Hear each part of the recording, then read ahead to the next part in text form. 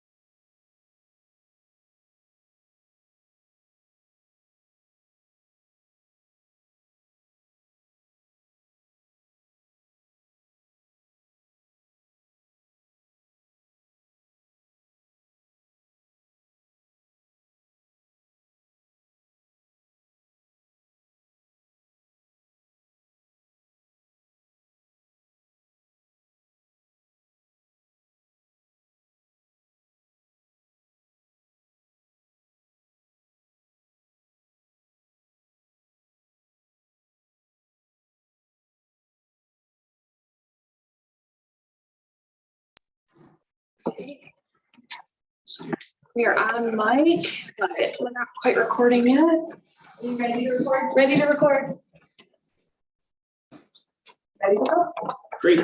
Good afternoon, everybody. We're going to call to order the work session for the Frisco Town Council. And with that, go with the roll call.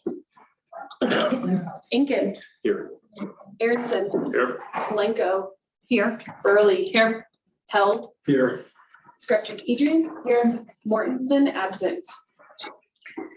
Great. So the first item on this afternoon's agenda is the Bills Ranch Workforce Housing Water Service Agreement discussion.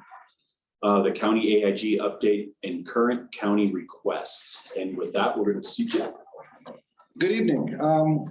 Staff thought it would be a good idea to come forward and kind of explain to you how this will work if it does happen. The county has come to the town to request possible water service to a 16-unit workforce housing development on Bills Ranch Road, I believe. And they would like to enter into an agreement like they have for the county commons to provide water to this. It's an extraterritorial water request that would be different from ones that you would get from private homeowners because the county has water rights to bring to the table for this agreement.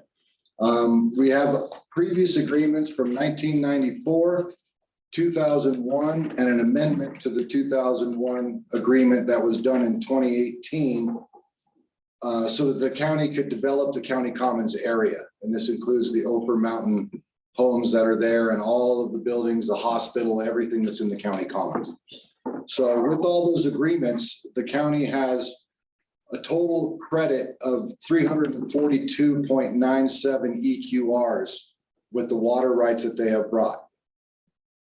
So far, the county, with all the projects that they have out there, they have used 249.18 of those EQRs, leaving them 93.79 to continue development. Now, they will probably more than likely, and I'll leave this to Thad, but after reading through this, all of these agreements pertain to the county commons property proper, and this development is not in the county commons. It's right adjacent to it, but it's not in that section as noted in these agreements. So they may have to bring us a new agreement with new water rights. I don't know how that works because all of these agreements I've read through state that is for use at the county commons. So Didn't this property originate as part of that original legal description? I that they don't- seek to serve? I don't think so. I'd have to look at it. I don't see any property description in the agreement. It just says county commons. Yeah, but we tracked that issue down and to determine what the county commons was being Okay. referred to at the time. And I thought it included this area. I mean, But we can. currently there's private residence on some of these lots, so I don't know. It's not the same lot that open space lot that they were talking about. Oh, it's not. These are already platted like residential lots along Bills Ranch Road. So that's why Okay. I wonder if we might need to have a different agreement. And even in their letter of request, they said that they would have to come to us with an agreement. So All right. that's where it gets a Yeah, little bit this above isn't my, the thing. The open space that they were talking about doing the project. that's on. not where they want to do this. This is a different area. Yeah. It's adjacent to that. It's adjacent to that, but not part of that. Can I ask a clarifying question? So from what I'm hearing, after talking, I think maybe both of you guys, is this is a different, because I've explained it differently to several I've other people. understood it differently because I thought it was the open parcel that they had previously talked about us serving. No, so this is This new. is a different parcel that runs right along, and I think I included a map Yeah. in there, and it's not part of that open space. There's already dwellings on this property. So I believe it would require a whole new agreement. And these EQRs that are supplied by these previous agreements would not be able to be used unless this agreement was amended. And they are exceedingly generous, so as I recall. Exceedingly. I was gonna. Sorry. That's a good one. So that is a possibility though, to amend the agreement and take the water rights for this out of what they have. left. Absolutely, absolutely. And I believe that's what they desire to do, but we have not gotten an answer back from our can serve. We provided them a letter that said, if we go through the process of amending this agreement, we could serve with that Some of agreement. that total Yeah, borrowed.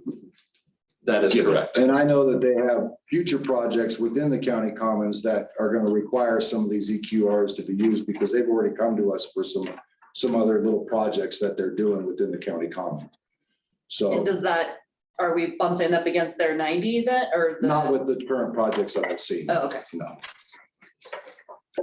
So even when they do, When they do, then we need then to, what? If they come to the point where they're beginning to exceed what's in the current agreement, we would have to renegotiate an agreement or come up with a new agreement. And you'll have some code provisions in place that address that. Right. The agreement with. kind of like the 2018 First Amendment, it would be maybe a second amendment or a whole new agreement altogether, whatever council and the county would desire to do.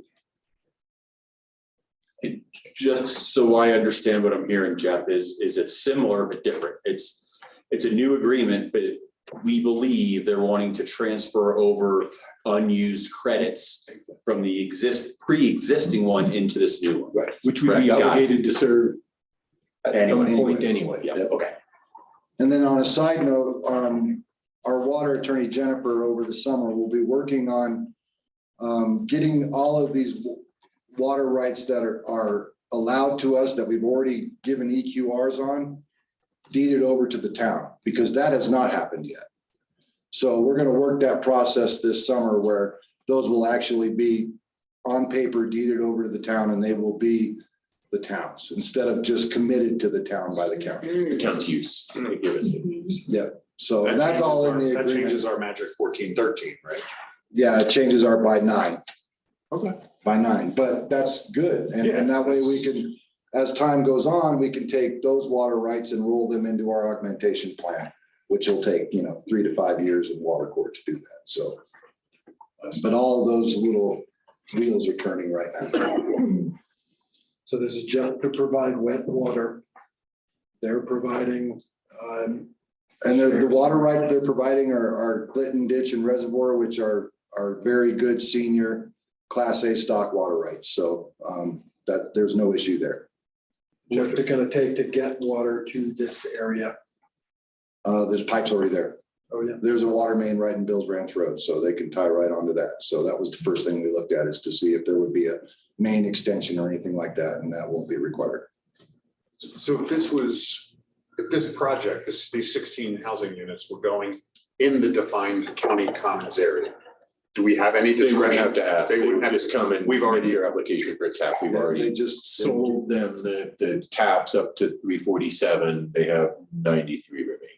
And by the agreement, they all pay, If they pay. So the discretionary part of this is that they're asking for the use of their pre-existing water rights on new land. On a neighboring property instead of the one to which they were originally, so yes. And they're, okay. And They- our reason for saying no would be that the community doesn't want this, right? Well, it's unincorporated property. Right. So it is everything zoning, everything code and development project approval is them. The only thing that could hold that up if the town desired to would be to say, no, you can't, we will not amend the agreement to provide water. Then they'd have to apply for water through the extraterritorial process. My only question is Bill's Ranch is an organized neighborhood and they came out pretty strong on a different piece of land that we didn't own. When they were talking about this senior housing.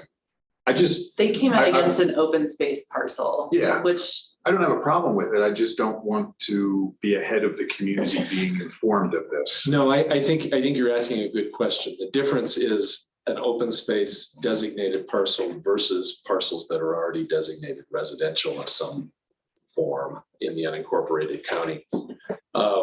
I would hope the county has informed Bill's Ranch. Exactly. That this process has started, as opposed to the first thing that the community of Bill's Ranch learns about is that we've approved this. So that's my, We haven't approved anything yet. All we're doing is we're briefing you that we could do this under that agreement as long as that agreement was amended. And that would be an official process that you would be part of. We basically just sent them a letter saying, yes, we can provide water. Not that we will, we can provide water. There is a water main out in front of the property and it can be provided.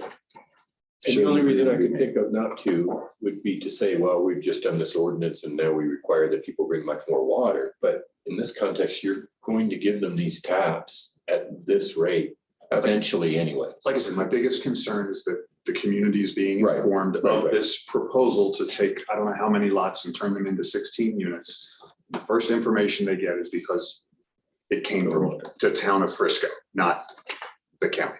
Right.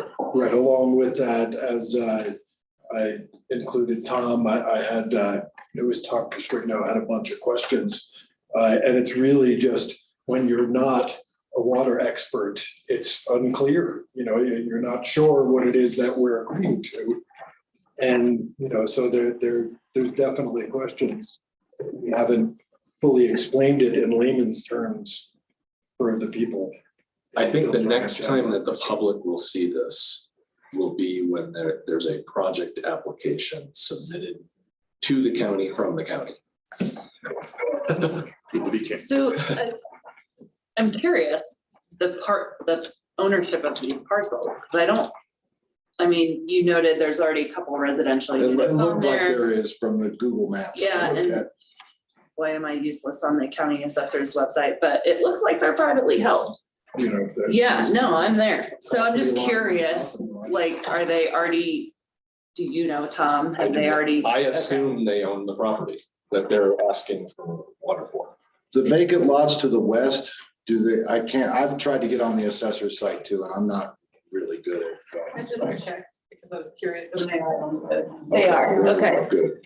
So I'm curious, I don't know how much of the water that's left over to them is going to be used for this, but what happens when they want to do something in county commons and they come back and want? That would be a point A whole of new- negotiation and a whole new thing. This development, as it stands, would require 16 of these EQRs. Because there's 16 residential units, so Gotcha. it's So one they still EQR have per 74 unit. left. It still have 74. Which can be used up quickly with some of their projects. Because, bigger the warehouse space or bus barns or whatever, square footage based, so they could get used up quickly. I think my concern there is like if they do figure out the senior housing or something, and then it's Frisco's fault that it's not happening because Frisco won't give the water. Like we've seen with the other project. If they were to surpass the 93 Right. or whatever's left after. Yeah, It would be 16 interesting, units. it's good. It'd be interesting to see what is left at county commons undeveloped Oh, there's and how much water, no idea, but what's undeveloped and how much water could they potentially be asking for? Because then it does become a question. Well, they're also redeveloping existing parcels and tearing down buildings that already have EQR credits. So those stay with the property. So it's hard to say, but they just came, and I'm sorry I don't have that information with me, but a couple of weeks ago, they just came with asking for a building permit for what's replacing the old Rounds building, which is kind of on the west outskirts of the county commons.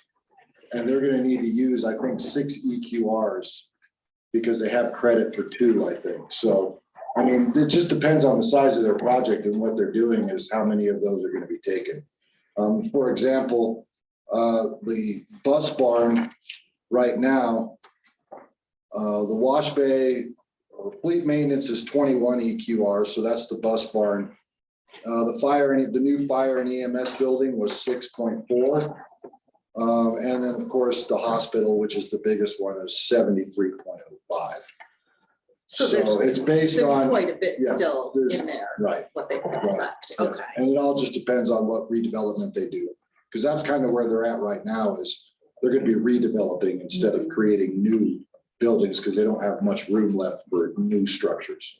That really helps though to understand what the EQRs. Right, yeah, so basically for one residence, it's one, but then for commercial stuff, it goes into square footage and the type of usage and how many bathrooms and things like that. There's a whole equation involved in it, so it varies. And Jeff, I shouldn't make this assumption, but this is the only type of agreement we have like this, correct? Yes, it is. We have no other agreements with any other entities or anybody else.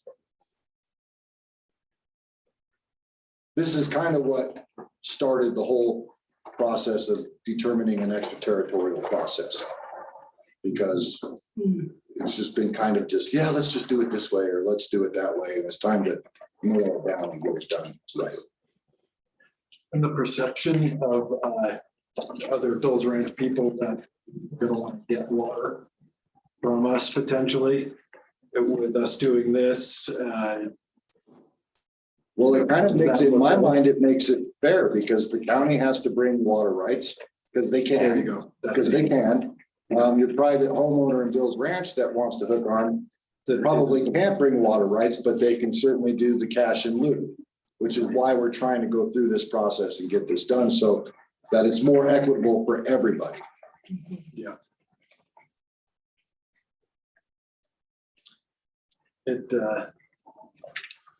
It makes sense to me to go ahead with it. Well, the main thing that we wanted to make sure that mostly the public knew is that there's a difference between Right. this agreement with the county and its possible application to these 16 units and the extraterritorial process. Because of a decades-old agreement. 1994 was the first agreement. And so how are we explaining that difference to the public? We're through these meetings. Yep. Okay.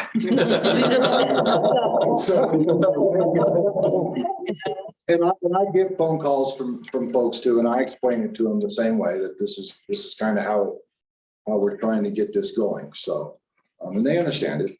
For the most part, they understand it. Some of them don't like it, but they understand.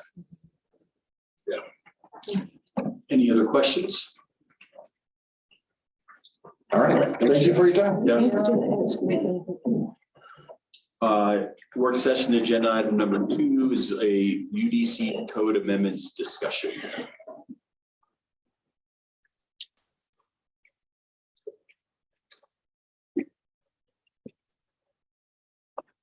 Yes.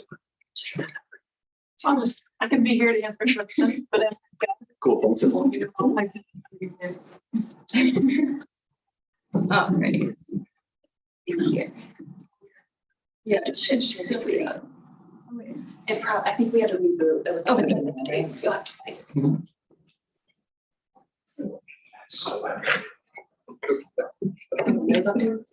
That's great. I can really read this. Like when you're okay, it's not sharing the screen right now. I think we're all right.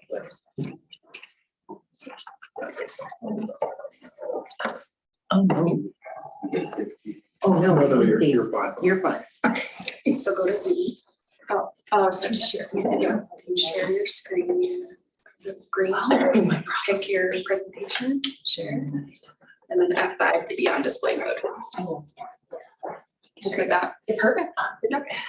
All right, so our next agenda item for tonight is our proposed UDC text amendments. So as you are aware, the Unified Development Code, or the UDC, holds the rules and regulations for the town zoning code. From time to time, these are updated based on current zoning priorities and to make the development review process more efficient. So tonight, the proposed changes you see are aimed at providing procedural relief and clarification when it comes to navigating the UDC. And the proposed changes started as a work session with the Planning Commission on October 6th, and since then have been reviewed and modified a few times. Discussions included construction timelines and management, lot coverage, and specific uses in the use table. So the Planning Commission really worked through the language and the intent of these proposed amendments that you see here today. And ultimately, this led to the Planning Commission recommending approval of the UDC text amendments to Town Council at their January 19th meeting. So I put together a slide of each chapter of the UDC where there are proposed text amendments. And so the full extent of the proposed text amendments were in the draft ordinance in the packet. But here you'll see the amendments in red text on the slides. It's kind of difficult to read, but I'll provide an overview or a summary of the changes. And then if you need any more details, feel free to ask as we go. So I'll start here with chapter 180-2.2 summary of procedures. The proposed changes here are within this summary of review procedures table. And so this table provides an overview of how the different applications are reviewed and approved. And the proposed changes here are to help clarify that modifications to approved site plans are based on the type of application and not on the extent of the modification. And there's also, it also includes adding the review procedures for telecommunications as a special use. These are outlined in a different section in the UDC, but putting it in this table just reconciles both sections, and all the information is in the same table.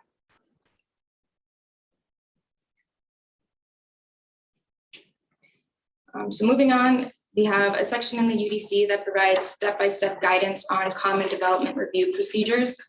So this starts from the beginning of the application process all the way to the end, step 10, which is lapse of approval. And the proposed text amendments here would require that the expiration of approval timeline be based on the date of the most recent Planning Commission or Town Council approval. And then it would also limit the number of extensions to 1 and for a maximum of up to 1 year.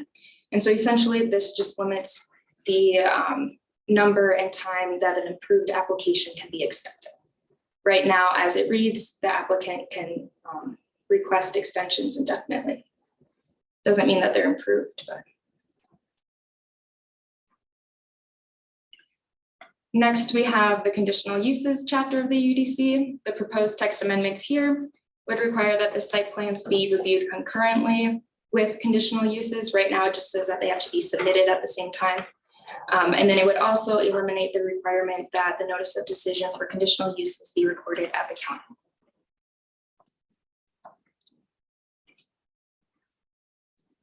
Here we have the proposed changes to the site plan review chapter. So this includes changes to subsection B and D. The proposed amendments to subsection B are shown on the screen right now, and they are within the site plan review threshold table. So this table helps staff and applicants determine what type of application they need to apply for based on the type of work that they're proposing on their lot. And so the proposed changes to this table would help provide clarity on the types of projects that are applicable to administrative site plan reviews versus minor site plan reviews. And really these changes are just based on how much staff time it takes to review these applications. And then proposed text amendments to section C or D of the site plan review chapter, not shown on the screen, but they were included in the draft ordinance. That just adds a submittal requirement to the major site plan review process that would require applicants to submit a survey that is dated within the last year from the submittal date.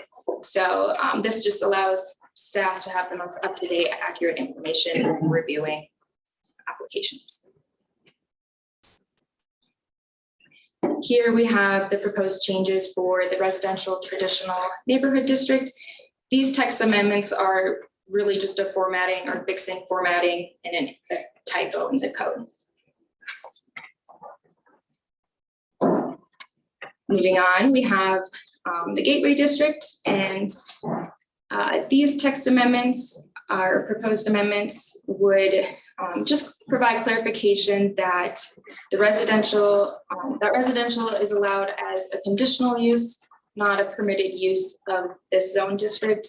And this is reflected in the table of allowed uses. And so this text amendment would just clarify that. And then speaking of the table of allowed uses, we have two proposed text amendments here. The proposed text amendments include eliminating condominium hotel from all zone districts as a permitted or conditional use, eliminating that. And then adding indoor arts and entertainment center as a permitted use in the gateway, commercial oriented, central core, and mixed use zone districts. So the UDC has two different sections that talk about snow storage and snow shedding. The first one we have here is our snow storage area requirement. In the proposed text amendments here, changes the amount of snow storage required to 25% of paved surface area and any unpaved parking and driveway, and then adds including uncovered decks to this requirement. So this would require developers to plan for snow storage for rooftop decks. And then there's an added sentence that requires applicants to demonstrate how this snow removal is feasible and that it does not impact adjacent properties. And then it also, these text amendments also would eliminate the exceptions for the use of a snow melt system. The reason for this being that the Planning Commission felt that offering an exception for snow melt systems would go or went against the town's sustainability goals. And then ultimately they were rarely utilized by developers.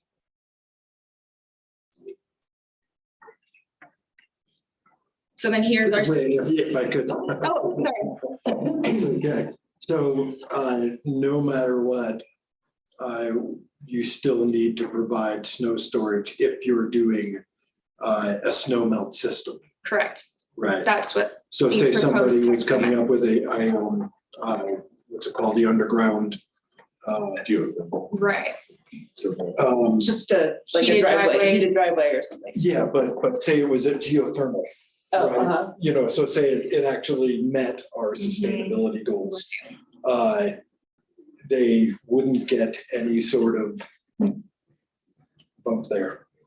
So to clarify, the incentive was just, it was a reduction in the amount of snow storage you had to get for areas that were not snow melt. That makes sense. So I'm trying to read it and it's strike through version, but you would get a 50% reduction. That means you'd have to provide snow storage for only half the remaining area if you had a solar powered Right. snow melt. Okay. So we took away that incentive. That was that planning commission suggestion. Right. Most Okay. snow And melt not that systems are people- fossil fuel based. Yeah, so not they're that not- people are actually doing it because it's so expensive. And that was another comment that they had, was just that it rarely was utilized. Prohibitive. Yeah. Did I say that right? Well, for the solar, it's 70%. 70% for solar. But you're right, it is typically. Because there's two different exceptions. There's exceptions for a standard snow melt system, and then there was one, or is one for using solar. And so standard was a 50% reduction on the required snow storage, and then using solar provided a 70% reduction of snow storage. Right, but basically nobody's done it. I haven't run into it. I don't know. I haven't had anybody take advantage of it. Is it because we're not adding snow melt at all? Or is it because the snow melt systems don't run on renewables? I've had one group provide heated sidewalks. And that's it? You know, Okay. Oh, sorry. Okay. as an example, say like the Glassman project, right? Like in between the buildings where it's gonna be shaded and all, and there's gonna be snow shed and all that. I don't know how they're planning on dealing with that, but you know, that would be an application. Whether or not they want to do that, you know, so the question is, There really is no question. They just still have to provide enough area for snow storage. Can I think, in summary, just on this one, right? Because my example will be the Foots project and where it sheds off into the alley. There was a lot of discussion there on what, like, your roof is shedding into a public way. Like, that's not a thing. So that's how I heard about this. There's the backstory there. Okay. So, not that that's okay. That's not what I'm saying. No. Yeah. You're essentially removing any exceptions and then also increasing the amount of snow storage required. Is that? It's actually Summary? decreasing it by like 3%, because how it's written right now is 100 square feet for every 350 square feet of paved surface area. So it's a minor reduction in the. But then you added rooftop decks. Mhm. That's where I'm getting my Right. additions part out of it. Okay, okay. Any other questions? Yeah, no. Okay. Nice. So then piggybacking on that, we have our snow shedding, and these proposed text amendments really just strengthen the requirement that snow shedding has to be eliminated from public and private property, and then including those building code index.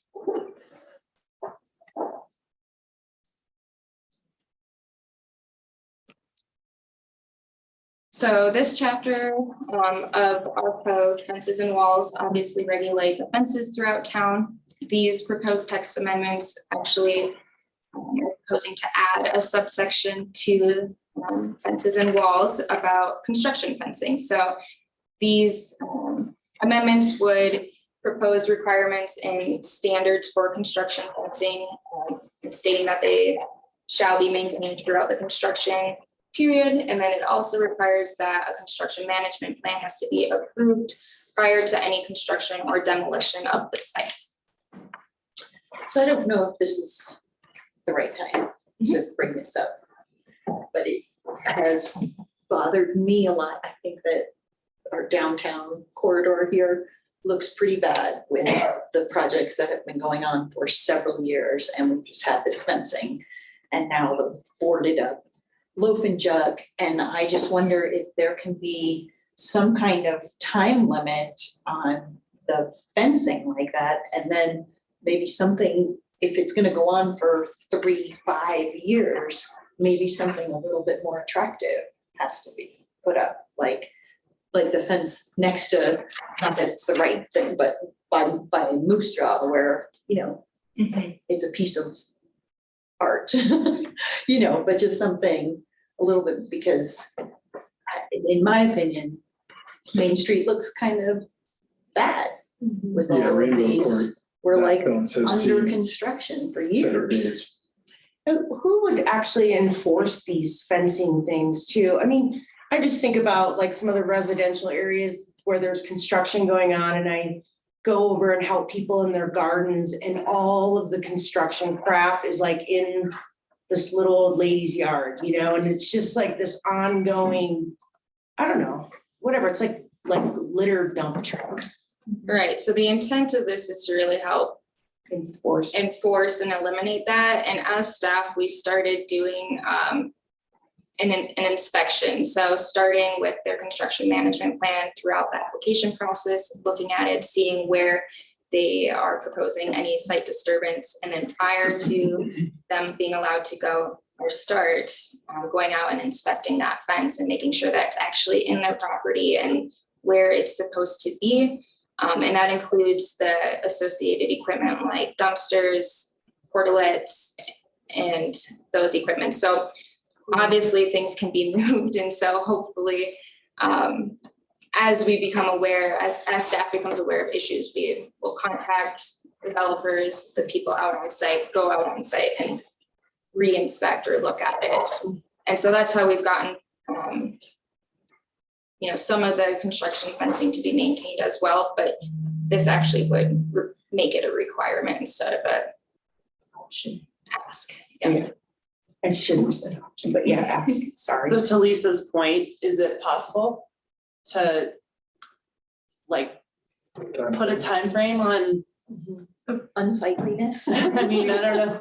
We get this question a lot, and I'm kind of curious what that has to say, because our only controls, if you stop work and you don't call in for inspections on your building permit for 6 months, I believe, your building permit is now inactive. We have no recourse. We don't have like a security deposit to go out there and tidy everything up and make it pretty. Bond And people? I know this is happening in Dillon right now, so I don't know what the. Well, don't quote me on the periods. There is a period for which the building permit is effective and then it expires. And then application has to be made again and permit fees paid again. There are only so many extensions allowed, I believe. And you could certainly adopt code provisions that said no extensions until you put a pre-fence up or something along those lines, if you wanted to. But right now, it's only the expiration of the building permit. We have nuisance code provisions about trash and the like that you could use, but in terms of enforcement through that building permit process, it's really the expiration of the permit would be a trigger. And we would have to start requiring some kind of deposit if we were to enforce and go after them to do anything differently, because otherwise it's just like, your building permit expired and they're like, I'm bankrupt, I don't care, you know, so it's hard unless we've made it a change. Are there any communities that are doing anything effective for some of these construction projects that just last forever? Frankly, not. Could we, it's, go ahead, sorry. It's a bigger problem some places than. Because I mean, it is a dilemma. I mean, the practical side of it is that if the project doesn't move forward, the project is still undone. And the town's not gonna have the resources to make it done. But at the very least, there should be something in there. We had our graffiti issues this year on our construction fencing. There has to be an enforcement mechanism to replace it. And I love your idea. I never thought of it, but even to make it a requirement on commercial property that you have to have, I mean, silk screening is the cheapest thing in any construction project. I want to see a rendering of what you're building on your construction fence in a commercial. We don't need to do this for residential. But if you're building on Main Street, why are you putting up a chain link fence with a slab of green in front of it? Let's see what you're building. It's not that hard to do. As a thought, until somebody tells me it is hard to do.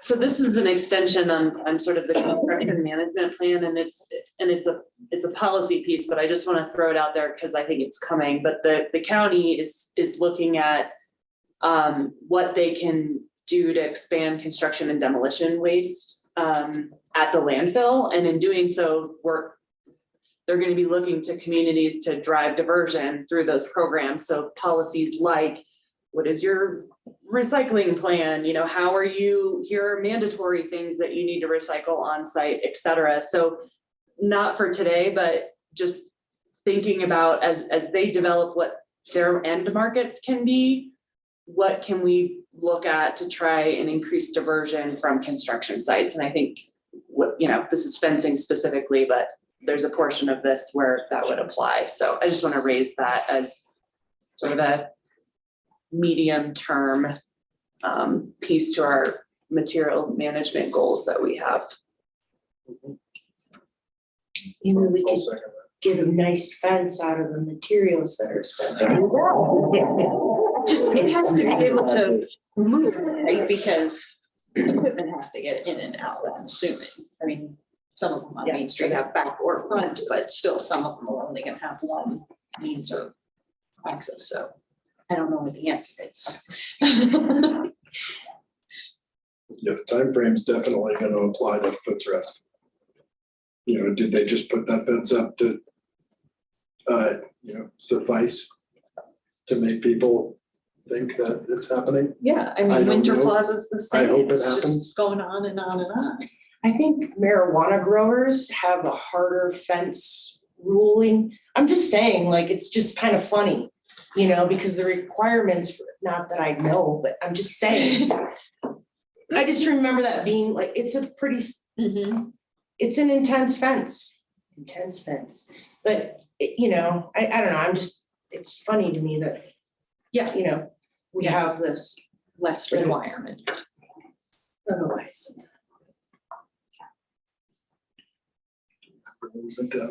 No, but I'm just saying around the state, like if you were to grow. Well, the your other- requirements are Not to really belabor it, but the other example would be the old hospital. Oh, yeah. You know, there's a construction fence there with absolutely no construction going on. That's so weird. I look at it every day. Like school road and everything. Or is it out in front of something? There was an application and a permit to construct something, but they've not moved forward with it, correct? And part of that, and that's something, again, we've shifted in with the processes, we need a demo permit for that, and with the understanding that they're gonna be moving forward rapidly towards construction. They did not do so. So what we have done now is if there's not a building permit pending, you're gonna be submitting an IA and improvements agreements to make sure that there's opportunities for revegetation and then removal of the fence so that. Demobilize the Yeah, site, yeah. exactly. So if construction is not immediately pending, we will be required to do that. Okay.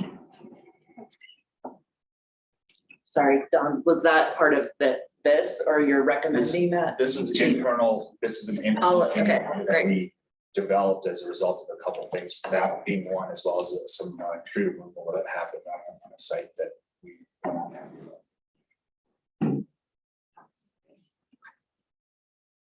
So for now, this is what we're proposing for construction fencing, and this is kind of basic OSHA standards. If you guys want to see something more stringent, let us know. Otherwise, we move forward with kind of this baseline, because there's nothing now. So this was kind of getting us from 0 to the 60, but if you want to move beyond that, let us know. Why don't we get a read on whether you do want us to do something beyond this? I While we're would here. maybe a little bit.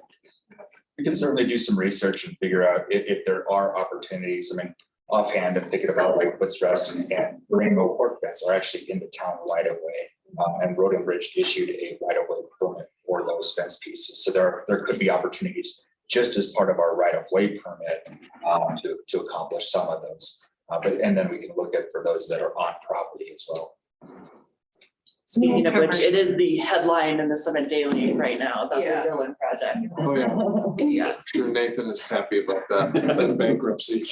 Like zone specific, like even just like central core could have stricter fence, We You know, like- definitely look at just Yeah. like Main Street and some of the, you know. commercial, I don't know. residential. Yeah.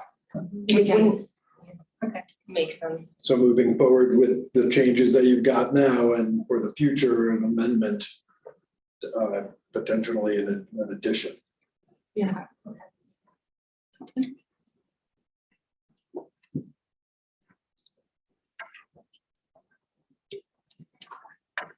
All right, so here we have our non-residential development standards. So this section is specific to our building articulation regulations. And these proposed text amendments aim to provide clarity on how building articulation is interpreted in the code. So these amendments don't change the standards, they just reorganize how it is outlined here.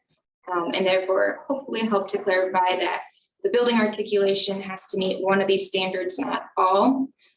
So for example, building walls over 27 feet in length have a specific set of requirements, and then building walls over 54 feet in length have their set of requirements, and then same with the bridge lines for the last bullet. Do we need that? I just feel. So, Stopping from being just a mental flat wall. right, it requires that, after 27 feet, there has to be a break in Like an that, indent. that geometric What is plane. it called? Bump outs. Yep. So really to prevent a box. And Elizabeth, most of my experience with this has been like, again, for one of the projects taking place on Main Street, if you're going down the alley and it's the rear side of that building, instead of looking at literally a wall, there's some undulations to make it fit in better. It's part of that community character feel, I guess is how I would frame No, I totally get it. And I guess, yeah. How, you know what, I'll save this for a different time. I have different questions for something else. At least this is not a problem. I just want to point out, this is the part of the meeting that we make our community more expensive to live in, as opposed to the part of the meeting that comes later, where we try to support the people who can't afford to live here. So all of these things are Right. completely in conflict with the question of why is it so expensive, or it's the answer to why is it so expensive to build here. So. And so just as a clarification, or these are not changing the standards are existing right now. And these are for the non-residential. And I like the way our town looks, and I want it to look that way, but this is what makes it expensive to build here. No, I just had some conversations with some people recently about my commercial space and changing it, but then that's how I learned about this, is because of the way my building is. It's got all the little bump outs. But I'm just curious, like, because when that building was built, it was all one ownership. I didn't know if it mattered if people owned different spaces, if there was any change to like the building articulation, depending on if it, you know. As far as these standards go, ownership doesn't make a difference. It's the building as a whole. The whole building.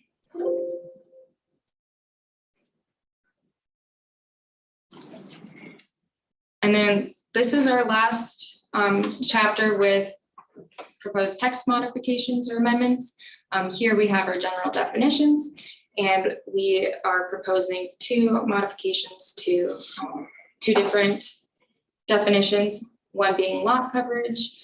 And here you just see the addition of other paved or impervious areas included in the definition. So this just broadens what is included in that impervious surface area, and therefore what is included in our lot coverage calculation. And then for structure, we have the addition of hot tubs in the definition. And so by adding hot tub as a structure, it makes it so, or the hot tubs then have to meet setback requirements by having it be included as a structure. And that's how we've been interpreting hot tubs and using them in site plans, but this just makes sure that it is outlined in the code. And then the last proposal or text amendment would be adding the definition for geometric plane. And this helps to go along with our building articulation standards and clarify what is meant by a geometric plane. And so that's all I have. Any questions, or if anyone wants to go back on any of the sections, we can definitely do that.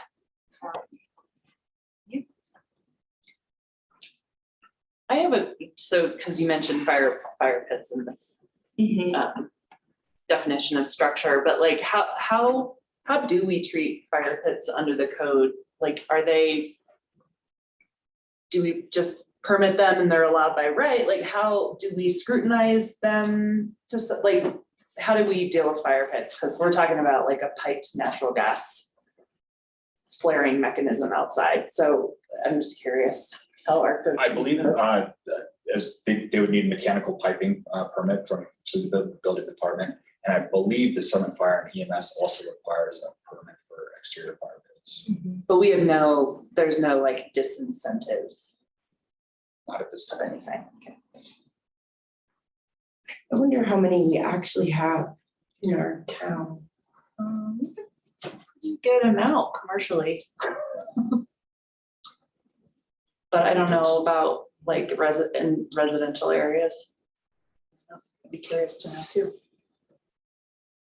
Theoretically, you're supposed to go to the fire department if you get a permit, if you're gonna have a fire pit. Doesn't have to be gas fed, it can be. Yeah, regular fire right. pit. Mhm. But that doesn't mean that anybody's going to the fire department at this point. They were enforcing it over this, I mean, yeah. You gotta get a permit. Yeah. Your Yeah. neighbors will rat you out. Yeah. All right, Yeah, you're sure.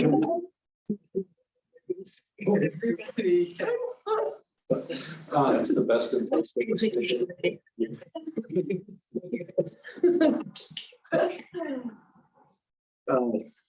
Theoretically, like just a point of contention, decks are theoretically pervious. They're not impervious. I understand that it is coverage. But it's not like any typical deck. It is not shedding water. I don't know if there should be a clarification there, but that just, I just don't happen to agree with that. So saying that decks should not be included in lot coverage because they are pervious? Well, Or that's you're saying different. they I mean, don't? I'd have to defer to the planner. We've had decks as lot coverage now, I know you have. at least since the 2017 plan update and probably, since, you're on council. That would be a big shift, especially on all the previously developed properties around town. A lot of times, there's other stuff going on underneath the deck, like storage and Yeah, gravel, depending on which. paved areas. So I'm not saying that we can't switch it and that it's not a valid point. I'm just saying it's the way we've interpreted the lot coverage now for quite a while. So it'd be a pretty. And we also include unpaved parking areas, so that includes like gravel and gravel driveway, those types of coverage. Right, but does it matter that it's pervious or I impervious? think it's the use of where you put the other qualifier here. I think if you leave the sentence the way it is, it accomplishes the Fine. same purpose and doesn't raise the ambiguity that he is, right? A deck isn't necessarily pervious and neither is or impervious and neither is a road or a drive, right? It's allowed in gravel. So it's where Right, I you put guess the other. the intent was just to have it be, in other surfaces such as paved or impervious areas, but I can see Then don't that- say that. Don't- Yeah, then I can see where it- Here, the qualifier that makes it sound like everything preceding is supposed to be an impervious. Yeah. Okay. We want to move away from the interpretation of impervious. Right, because we get this question a lot is, what is pervious? And if it actually is pervious, even though it's pervious pavement. Mhm. Got it.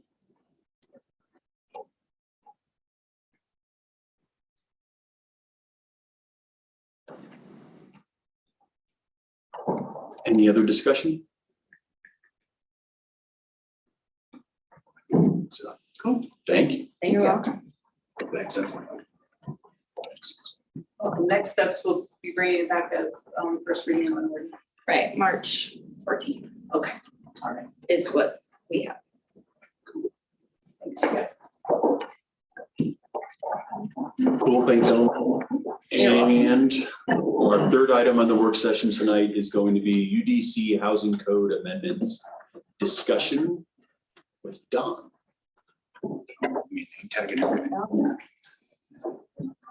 It's okay. You're not in distress. That's where they get run down. I don't know. If you have a pocket in your materials for the G In the drive, drive. you wanna show it? Sure. Share it? Sure. Let's look at ourselves. Yeah. What's good? So there you could all pick out whatever you like and then just go into Zoom and share it. He'll actually go. and see. Yeah. Whatever you think.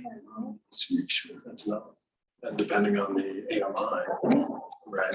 What could be considered. I think that was your whole. First. Did you put it in work session? No, it's in this one. Just did. I think, oh, it's this one here. The word.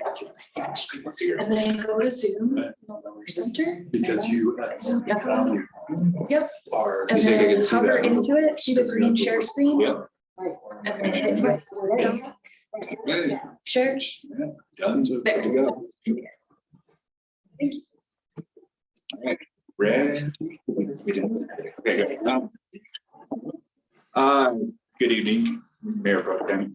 So, this is intended to be an update. It's not a lot of new information. No new text amendments have been drafted. These are substantially the same as what town council saw back in January, on January 17th at that meeting.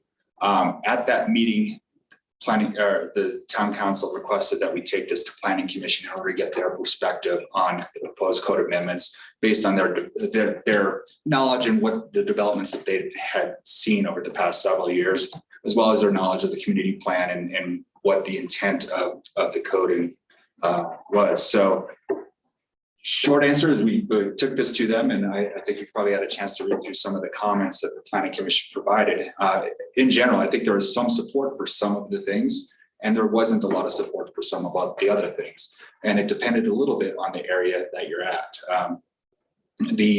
Some of the initial code proposals included some automatic reductions to commercial space along Main Street, and the planning commission is not supportive of that at all. Again, the community plan and a number of other documents say, you know what, we want commercial on Main Street.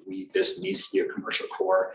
There is still a provision and allowance for conditional use to reduce some of that commercial floor area.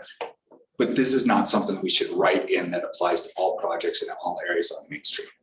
So that was the planning commission's initial take, at least on that particular thing.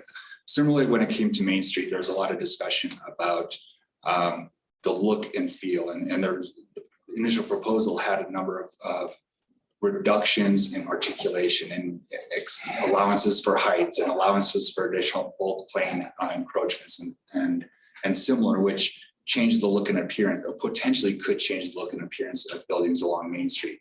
Planning Commission, again, based on community plan and their involvement in developing that back in 2018 and 19, the community feedback was, we really want our Main Street to look a certain way. And they really were strongly saying we should not just automatically allow some of those things on Main Street. Off of Main Street, maybe a different story, but on Main Street, that's a pretty strong indication of where they felt that should remain the same. Can I ask a question? If there's Sure. So to me, Main Street is sort of that Main Street frontage, right? Like what faces Main Street. So in this case, would the alley frontage be a different story, or is that because it's part of that same district, it would apply throughout? So it's not a frontage piece, it's a district. Not as written, and Okay. again, as written, the articulation applies regardless of the frontage. Okay. The bulk plan applies. There wasn't any discussion of really changing the front versus the back, and that gets a little bit more complex too as you're getting into it, as trying to write it and interpret it and design to it as well.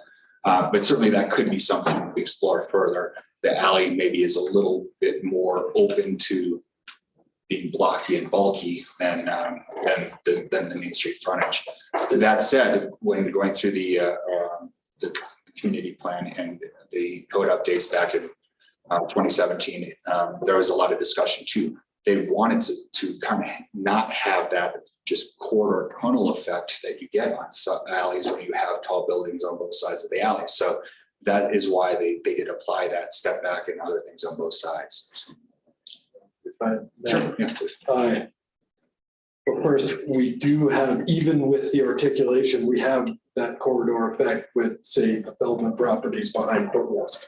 You know, if Footrest goes up in a similar fashion, you're walking down, a corridor. Absolutely, and frankly, those code provisions came about because of development projects and the footrest, and those were both done under the prior development code that was in place prior to 2017. The new development code that was adopted and effective June of 2017 required different standards because of those particular projects. Right, but then also, like, we have to be aware, just like Andy was saying, the cost of building these things, we're talking about for projects that are 100% workforce housing. Right, so that's where potentially on some of these projects, we might give a little bit because we're talking 100% workforce housing. I'm going to say that a lot during this conversation. I hope you don't mind, but that's fair. And again, this is I'm relaying the planning commission's feedback and what they thought and why they felt the way they did about this. And again, it was, you know what, off of Main Street, 100% allowed, 100% affordable project, that could be an area to give. But they're very protective of Main Street, the commercial uses on Main Street, the look and feel of Main Street. So again, we can go through a number of these provisions to remind you of what was discussed. There was no concern at all about the LIHTC discussion and allowing density bonus for LIHTC. That made perfect sense to them as long as they were perpetually Don, affordable. do you mind if I break in Sure. for just a second? And I just want to follow what Councilmember Held was saying. You know, what staff and myself frankly need to get out of this conversation today is you're at an inflection point about whether you want to see some of these types of projects come forward or not. And so we need to get very clear direction from you guys on what of these code provisions you want us to bring back for action at some point, how you want to bring it back. And then very important, when, because the when question obviously relates to the conversation we're having with the NHP group about a couple of properties in town. And they're anxious to move forward with us. And I'm going to suggest after this conversation that we talk about perhaps going into exec session at the end of this meeting to get an update to you about where we're at with those things. But it's very important that we get some very clear direction on these things instead of just an update that says, this is what the planning commission thinks, and we get a nod that you understand that's what the planning commission thinks. That's not going to move us forward at all. And we need to know whether you want to keep moving forward so that we approach projects that are approaching us right now. But if I may interject, let's not get stuck on one particular developer, True. one particular project. This is for 100% workforce housing that we are going to try to do for some of our other projects, you know, I mean, but with or without a particular developer. So, you know, we can't get tunnel vision here. This is broader in 100% workforce housing. Is this about 100% workforce? No, it's 100%. Not 100%. Thank you. I'm sorry. All right, so yeah, so with that context, and thanks Tom for spelling that out a little bit more. Any thoughts? Is there a direction on the when or the where? Yeah, I do. And then generally, if this is about 100% workforce housing, you know, I think and you get the parking or things like that. And I'll start with probably the most contentious is parking. And my view is and Jesse, I'll point to you, if you're right in reducing, it's a crystal ball question. I'm kidding. I know, but it's a crystal ball issue. If we put in reduced parking requirements, even the ones that are proposed, and it turns out that that's actually who moves into this place, that's awesome. But if it's wrong, how do we build the guardrails on wrong? And again, I'm going to throw this out so it's not a white sheet of paper, but to me, to do this to have 100% 2-unit workforce housing, where the person, or well, make it 4, whatever, 2 units, they only have to have a half parking space. I'd love to put a magnitude on what we're requiring here. So my list is, you know, it's a relatively arbitrary number, but these 100% workforce housing, 20 units or greater, then you get these types of things. Rentals only, 1 owner. So now it's not the town's problem. If we were to do this for condos, we've lost control of the problem the day everybody settles. If you have 1 owner controlling the site, now all of a sudden they have a 20-unit project. The requirement says they only need 15 parking spaces. They might have a vacancy because everybody wants parking spaces. So all of a sudden, it's not our problem, it's their problem. So some way or another, building in the enforcement mechanism, which only comes from it being one owner rentals, penalties for overflow, whether it's parking permits, I don't know the details of how this, that's a flush it out issue. But some way or another, that if our ratios prove to be just wrong, it's not our problem. The developer has taken on the burden of accepting this. The other thing that jumps out at me is size of units. If you tell me for a 1-bedroom unit, I only need to build a half a parking space, I'm gonna build one hell of a 1-bedroom unit that has room for 4 or 5 bunk beds in it. Still a 1-bedroom unit. How are we limiting square footage? Whether it's square footage, occupants, I don't know. But if we're gonna give these types of concessions to allow for so much more density, we have to control the other side as well.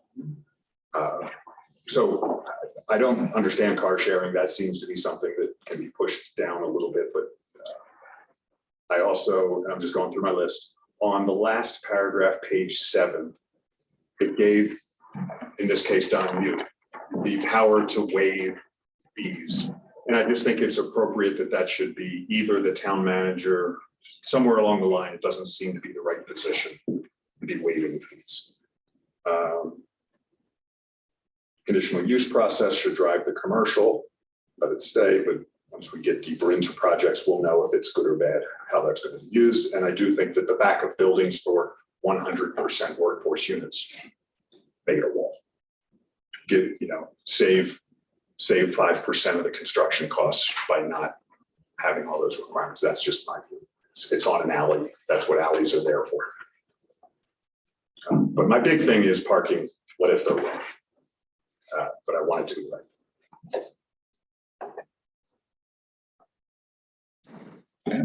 Would, under LIHTC, does LIHTC regulate what that would be or could be? As far as the household size and the number of people that could potentially stay in there, I would have to double check and see, but typically it is limited. The income qualification is limited on the household size, and the household size is set by the AMI classification. So I don't know that you could have 12 people in a 1-bedroom apartment.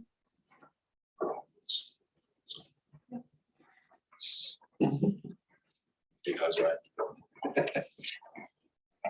You want to go down the line, or you want to? Yeah. Section by section parking, what do you? My comment is less about the detail. I'm a word person, and just overall, not just right here, but I feel like calling workforce housing affordable housing, I'd really like to see it be called workforce housing. There's a lot of workforce housing that's not affordable.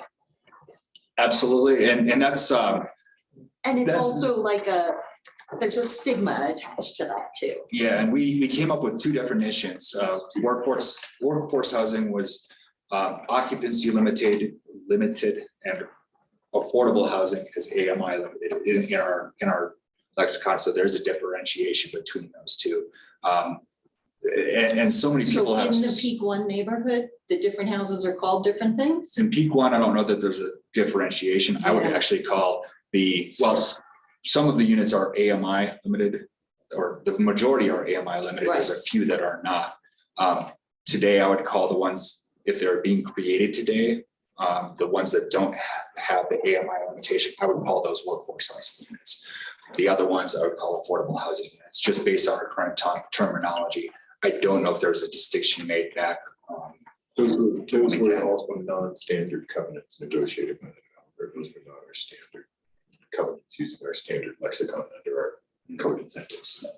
I would also say that, that whole discussion of what we call these particular units for a particular occupant has been evolving. Attainable housing, affordable housing, workforce housing, employee housing. There's so many, such a range of different terminology that is used here and in other locations as well. And certainly always open to suggestions on what we do that, but at least for our code provisions, we do want to be consistent because they do mean specific. They do different things. Yeah, okay. And are you good with everything else? As it's stated? Yes. Yeah, sorry. So related to the planning commission, I'm on the memo, kind of middle bullet point. Planning commission expressed concerns that there's not enough differentiation between a 50% affordable and 100% affordable code allowance. Do they have any particular recommendations based on that, or they just said they don't think anybody would really jump to the 100 because it's not enough? Correct. And I think honestly that the take that I had on that is like go 100% and not even bother with the 50% is the take that I got from the planning commission. Because if we are looking at code allowances, do it for the 100%. So that would, I mean, on one end, it would limit the number of projects that would utilize these code amendments in the first place. But if we, as Andy was saying, if we did a cap of how many units, like 20 units per. Cap a minimum. Yeah, minimum. Project size, right? Sorry, yeah, that would hinder us as we are landlocked, right? And, you know, if we're gonna do 6 units, because that's all we can fit on this piece of property, say over by the elementary school, or 12 there, maybe. Could we take advantage of some of these? You know, I wouldn't want to hinder our ability, the town's ability to take advantage of these to create a greater density and more affordability. Because winter పని చేసుకున్నాను. You'll get some idea. Rep testing ఏం లేదు కదా. Is this person talking today?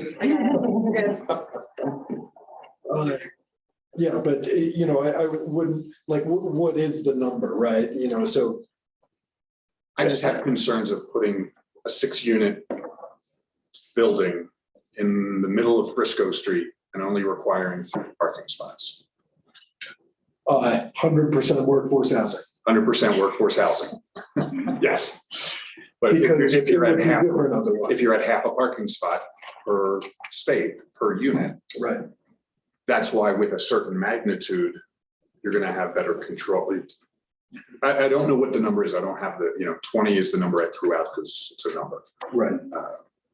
But that's my big concern is at a certain scale, the owner will have more control and flexibility among between the units.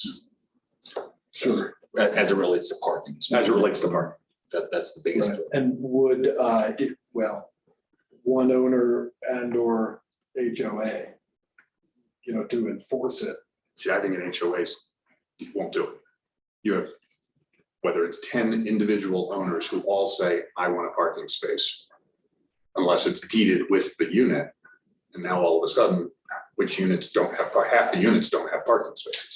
Right, but if you theoretically, if you're going in to buy a unit and it's not coming with a parking space, then you'll choose whether or not to purchase that unit. And then you can't come back later and decide, well, I want a parking space. Well, then sell your unit to somebody who can deal, and buy the next one down the road. On that general topic, though, I will say that the planning commission did feel a little bit stronger about if it is a rental project, then more incentives should be applied and we should be more open to incentives. But for maybe in a workforce ownership project, not as much at all. I think maybe, you're referring to the size, but on the single ownership piece, I mean, that those are the types of projects that are going to be owned by a single entity are the rental projects. So it's sort of the same. I mean, you're saying the same. Right. I think you're saying the same thing. Yeah. I mean, it's a source of compromise on parking, and I could get behind that. So what I'm hearing is maybe more allowances for rental projects and parking than not. And I agree, and it's an old thing. When somebody agrees with you, stop talking. Don't take a bigger home.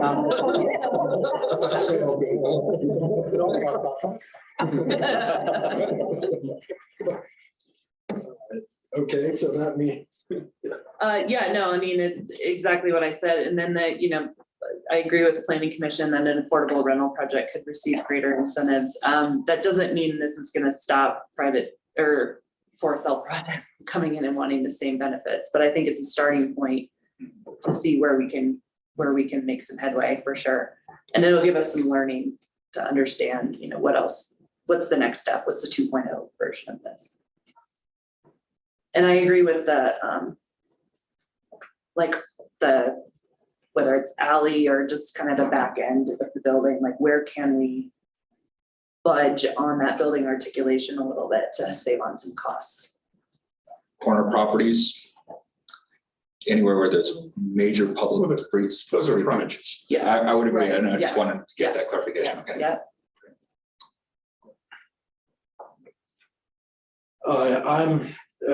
I'm all for these changes as you guys appointed me to the commission to discuss with developers. And we met with, I don't know, Don, half a dozen, we met with maybe 6 developers or so. And these are all of the items that came up. If we want to build affordable, they need these, to get higher density, to get a lower cost.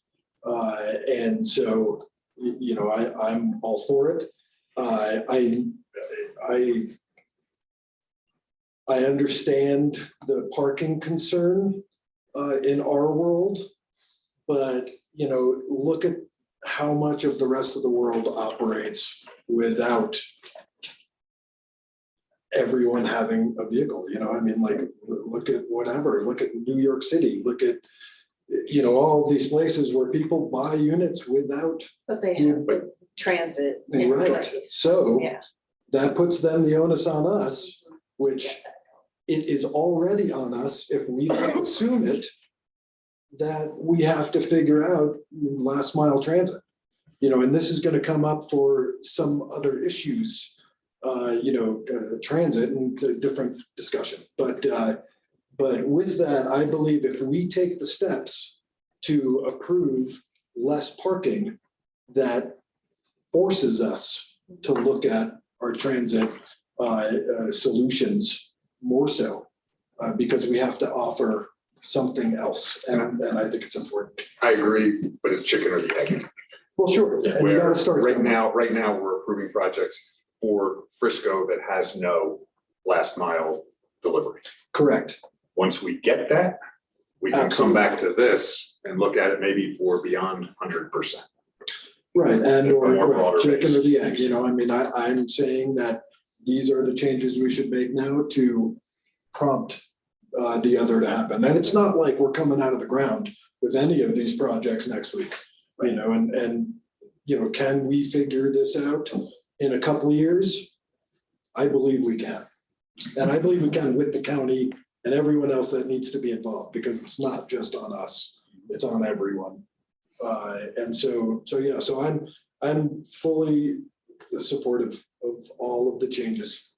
So one question or clarification on this, and this is the provision that Councilman Aronson is referring to as proximity to transit allows for a greater reduction in 1/2 parking space per unit for studios and 1-bedroom units. And it says within 1/4 mile of a transit stop which provides local service. Do we have transit right now that provides local service? No. And I guess that's just a question, if with how this is written, is this doing, actually creating any parking reductions? And that's a conversation that maybe if I could get some feedback on. I thought it meant 1/4 mile from a Summit Stage stop. Is that local transit, I guess is really the question, or is that more of a regional transit service? Right, it is, and we use it as the local solution because it's the only solution at this point. Local meaning Frisco. Yeah, like you can use it to get to the transfer center and you can use it to get to Conner. You can get to the hospital, you can get to the adventure park. I feel like for this, it does count. It's suffice for this conversation, in my opinion. Because you can get anywhere in Frisco pretty much on a bus. Yeah. Yeah, but Fair. But you may have to walk more than a quarter of a mile to get to that. But That's Yeah, but okay. this is saying that this only applies within a quarter mile. Right.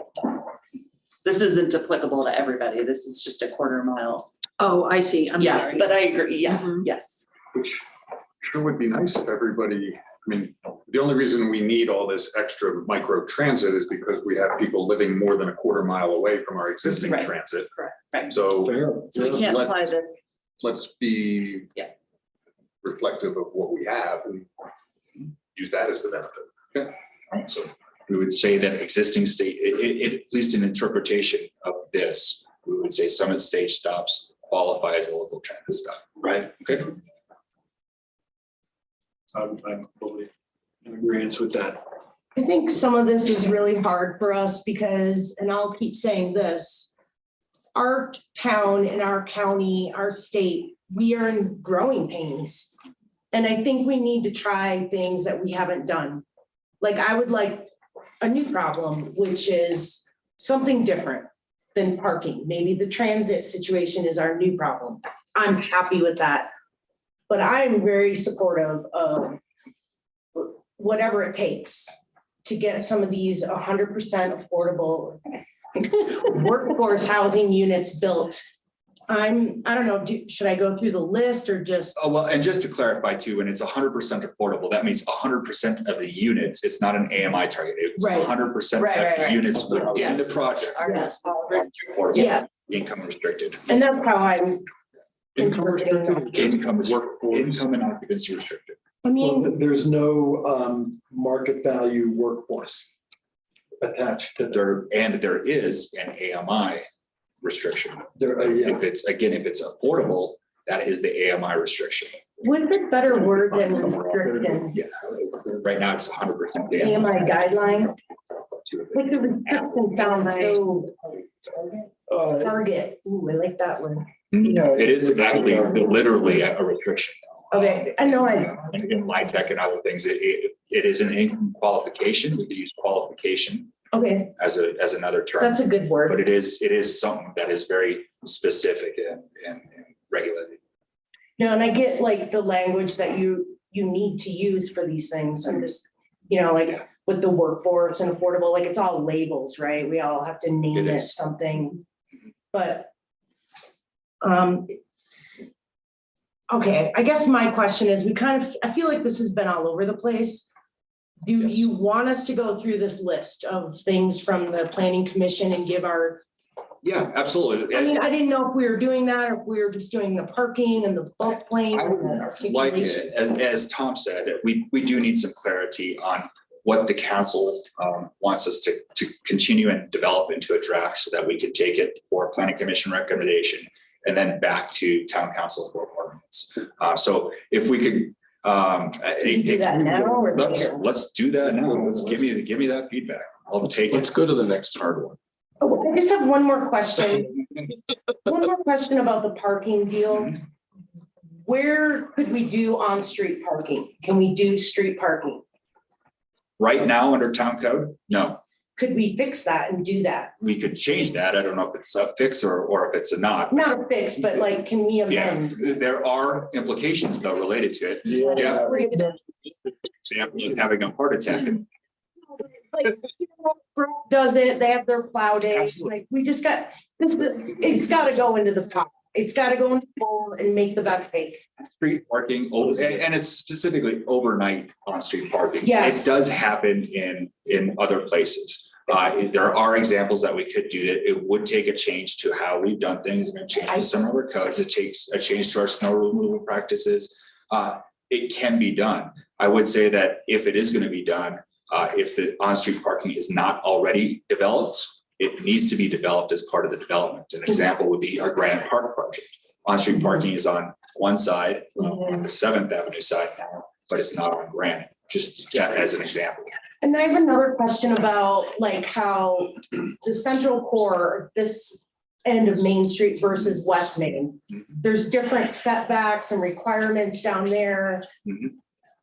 Why? What can we, like, what is that? We'd have to go back as to the why, going back to the development code.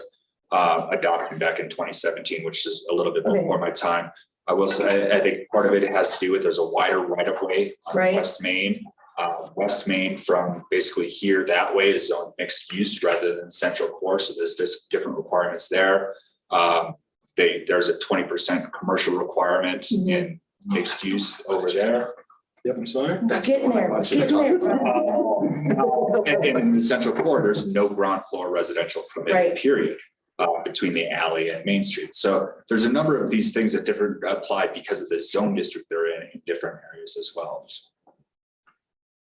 That answers that pretty good question. It does. No, it doesn't get me anywhere, but. It's all- I know, it gets me somewhere. I will also, if you look at the character and the context of West Main as well, I mean, in the central core, you've got defined blocks that go typically 360 feet from avenue to avenue. And it's a very defined grid system. Once you get past there, that falls apart. And so I think that's part of the reasoning. You have different zoning over there and there's some different requirements. I just feel like, I guess I've always had a problem with the setbacks and I never understood it until now.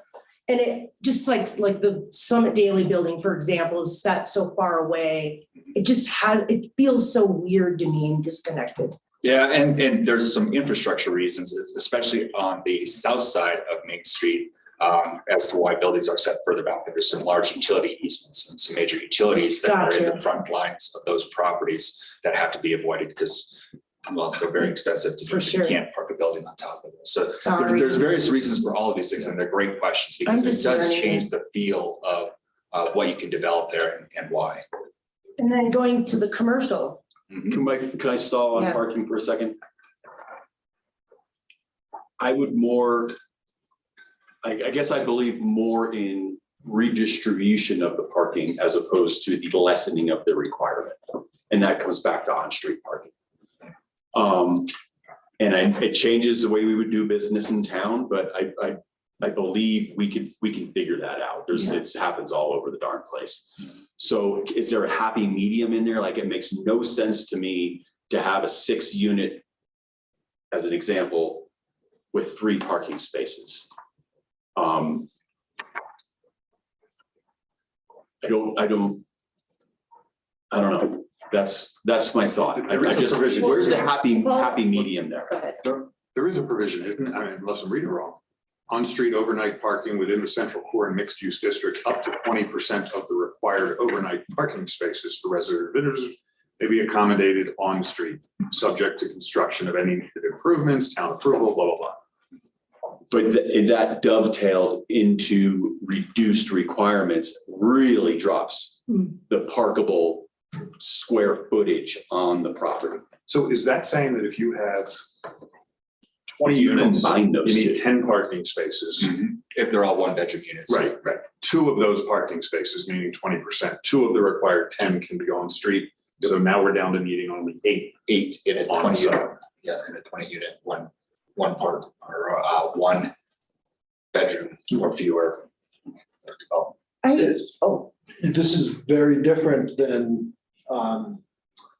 getting into your unit, understanding that you don't have a spot. That's where it's like people end up fighting for the closest spot, and whoever gets stuck because you came in late on the street, then so be it. But it's a different. I can show you multifamily things that have been built down in the Front Range, where the frontage roads, you drive by them if you've ever gone down 285 or 6th Avenue, they're just chocked full of cars because there's not enough parking in there. And there's actually 0 transportation within a quarter mile of any of these places. So I'm just, I want them to take a step forward, but I also want to, because if you combine it all, it drastically reduces the parking requirement on site. I'm sorry. It's fine. Go ahead. Just moving into a place and knowing what the restrictions are is not going to make any difference whatsoever. That's what we've seen in Pequot. You sign up, you read, you sign on the dotted line, and then you complain and.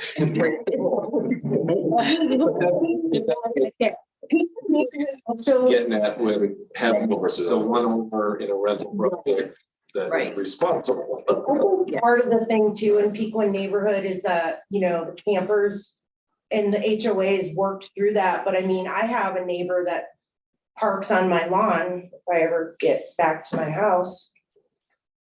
But, you know, because of their camper, Mhm. and there's no enforcement there. There's no. And there's enforcement. no, and whatever, I don't really care that happens, but it's an example of, I don't know, it's not just cars causing Mhm. a lot of our congestion. There's a bunch of other wacky things that go on.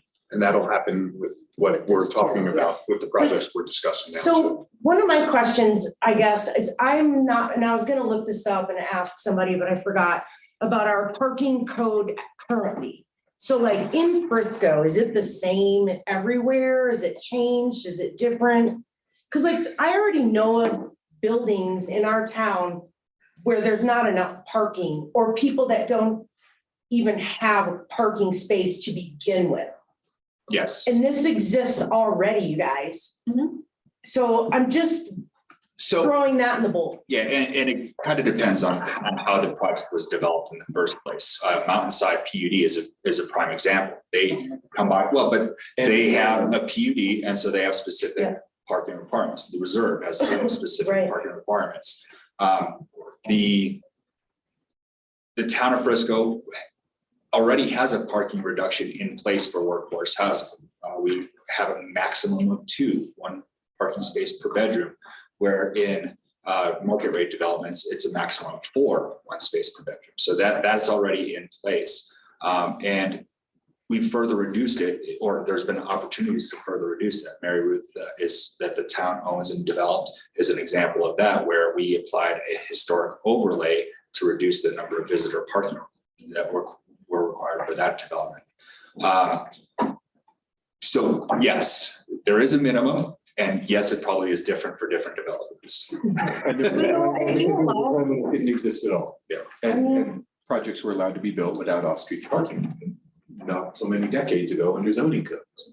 Only under more modern codes that this idea of off-street parking for every vehicle was required. So I just feel like I'd really like to work with that and figure out. I mean, I've lived in cities and I've not owned a car but not just because of public transportation, but also because I knew where I was going. And I think we have to look at our community in a unique way. This is a high alpine environment. There's certain things that we have to consider. We can't, I mean, the comparison to a city is almost close enough, but it doesn't cut it, you know? We have to be realistic about our housing challenges. And, you know, I can tell you out of the 12 employees I have at my business, 2 people own cars and they live in them. So everybody else lives in town and walks to work. I'm just throwing that out there to put some context to some of this, because I have all these people that need housing, but not parking.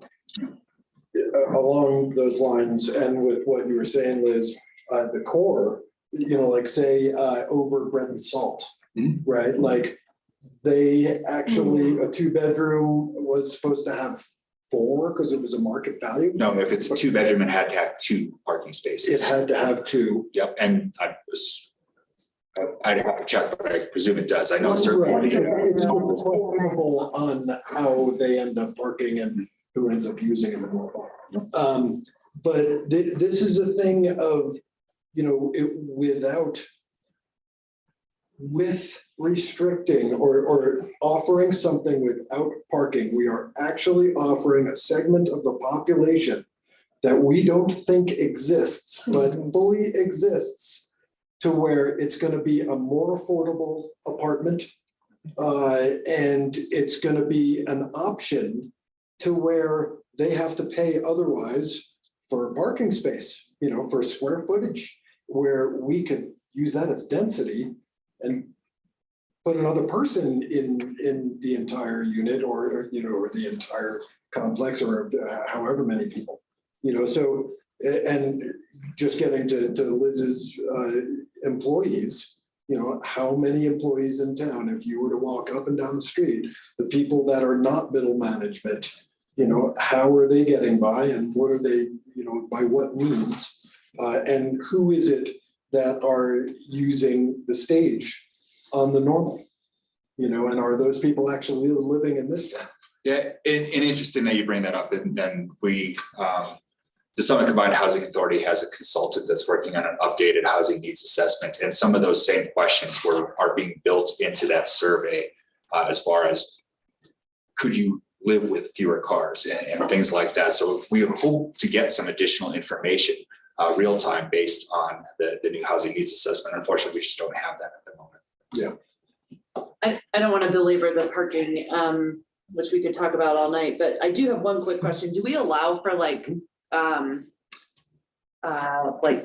co-sharing or co-parking, for example, like a church that has to park X number of parking spots and they only fill it on Sundays? Like, could there be some kind of shared arrangement, or could those count as credit for another development somehow? I mean, could we get creative with existing parking that is only used during certain hours or certain days of the week? Yes, and I believe we had that, yes, as a provision 3 here, to allow for some off-site parking if there is an agreement in place that does show how that can happen. Okay, so an agreement with a private party, not off-site parking, just like in the right of way. Okay. So it does allow. Thanks, you guys. I'm good. I with the draft through there, quite honestly, it messes with my eyes, so I completely missed the on-street option here, and that was really what I was driving at. And I continually, Tom really had to explain this to me today, that this is for this particular typology of housing. I keep thinking it's for the entire town, so forgive me. So everyone good on parking? Yeah. Okay. Yeah. What else do we have to talk about? Yeah. Yep, all right. Commercial. So, You know where we're at here. yeah, let me get to that here. Change colors, that was weird. I'm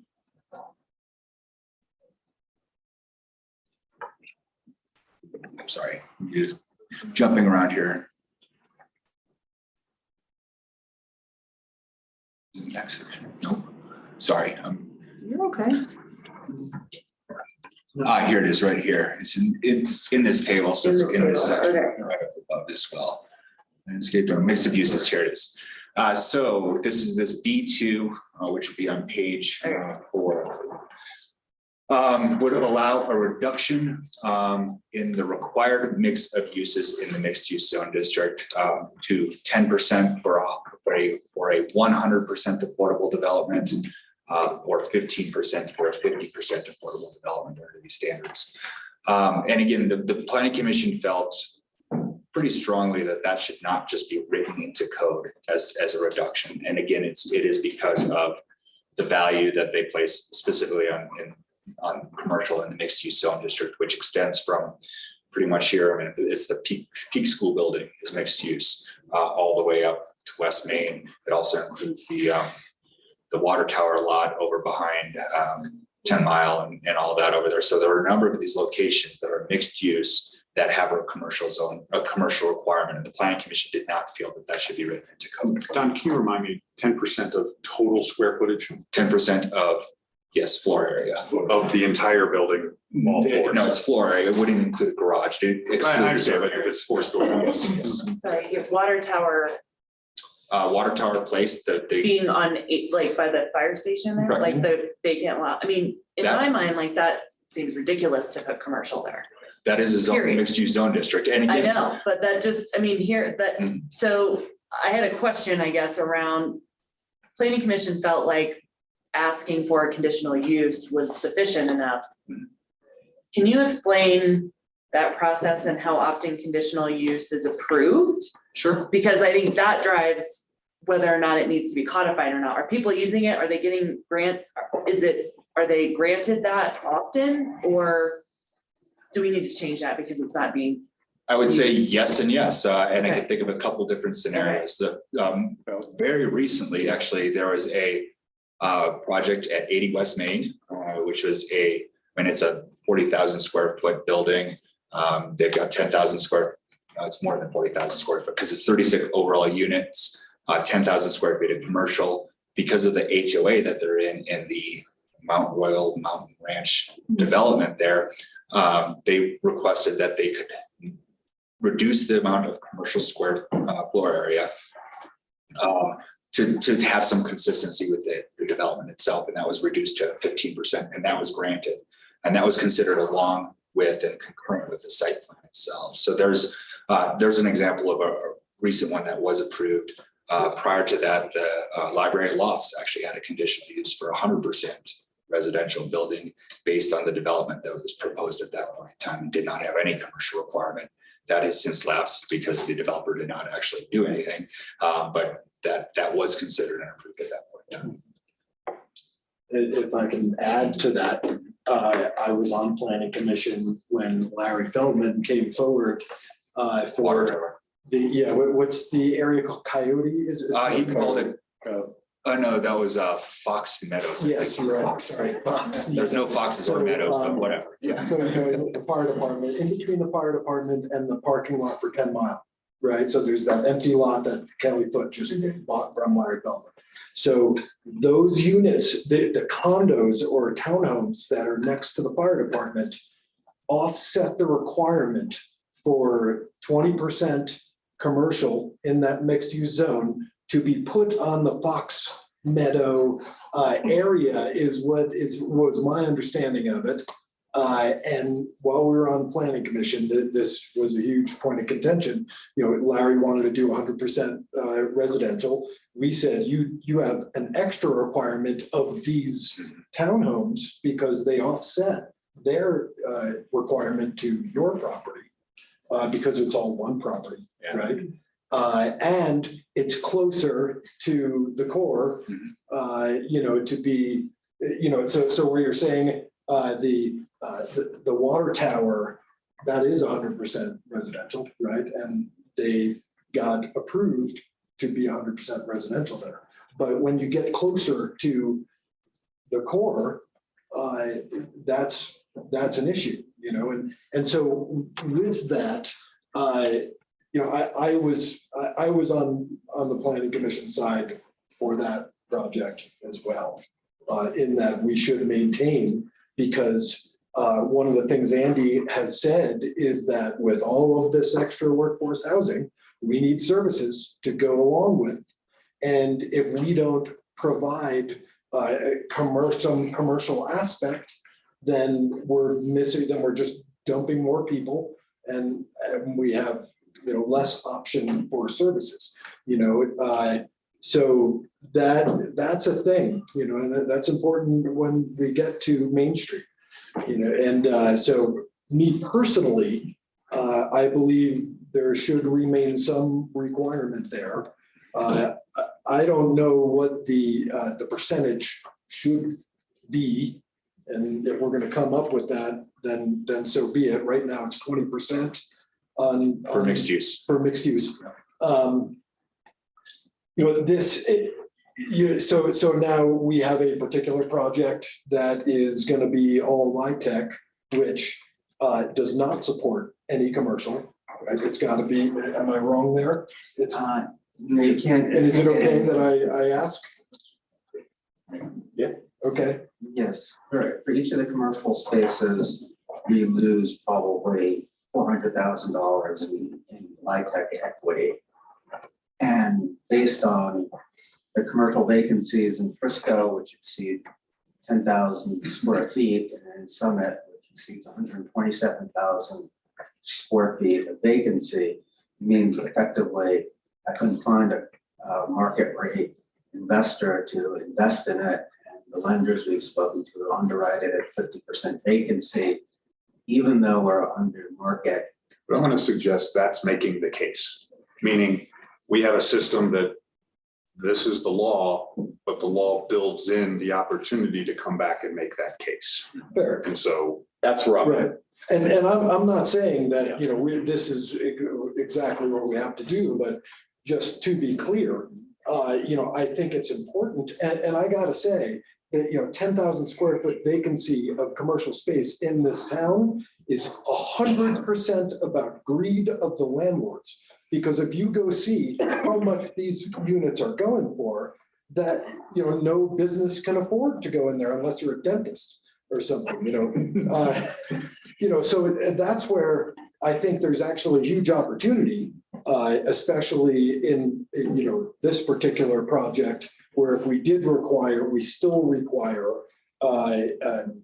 some commercial aspect, we need, we're talking affordable housing, we need affordable commercial in order to be able to create upward mobility or even lateral mobility, and have new business come in and have options. Can I ask a couple, can you clarify what you just said?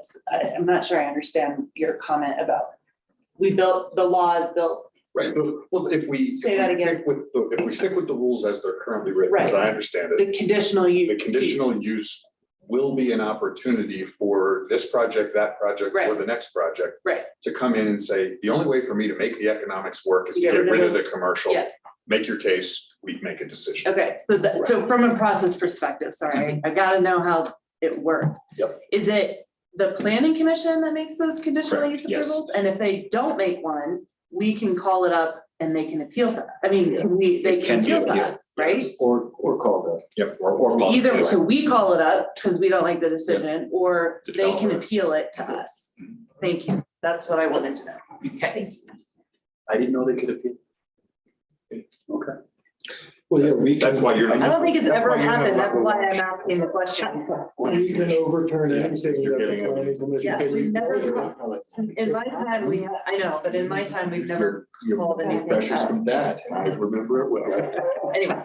Or from you when you text. Are we good on commercial or not? Conditional use until it doesn't work, and then until And then we're we not getting revisit and Yeah. look forward to the day we get to call something up. Yeah, I would hate for that to prevent a good 100% workforce housing project Sure, from not happening. but we have a means. Yeah, I like it. Yeah, right? So if we're good on commercial, we got, we have 27 minutes. So I'm done, world peace, drive, let's go. So, when do you want to see it back? Yeah, are we ready for that? Soon. Yep. Okay, and you got enough direction? I think we have good direction on where you're at with parking, really focus on the rental projects rather than ownership projects. Keep commercial as it is, or keep the commercial mix where it is a conditional use. And keep on exploring parking and work with Public Works on potential options for on-street parking for some of these units. I think, And also alleys, sorry.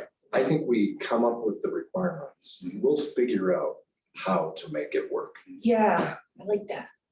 Sorry. What about the landscaping, just really quick? What can we do there? Can we shrink the size of trees like required? Yeah, and again, that was the planning commission's concern for a lot of this is it's not only the look and feel of Main Street, but it's also a sense of, all right, we have a sense of character of this category of the town for residential buildings, the commercial buildings, all of it. And I don't think any one of them wanted to be able to drive down the street and say, oh, there's the affordable project.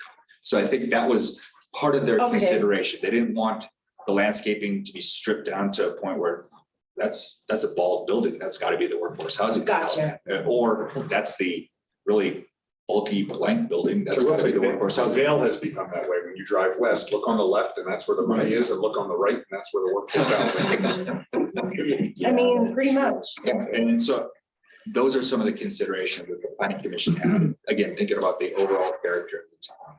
So are there options to reduce it? Sure, maybe give a 10% reduction, but maybe make it very specific as to what that could entail. And that was the planning commission's comments, and we can come back with that, I think, to fit that direction. All right. Yeah, the landscaping is very creative in our community already. And that's not bad. I'm just, Yeah, it's important to have green space. Green space, trees, shrubberies, all these things that we dress up our buildings, provide character, water retention as well.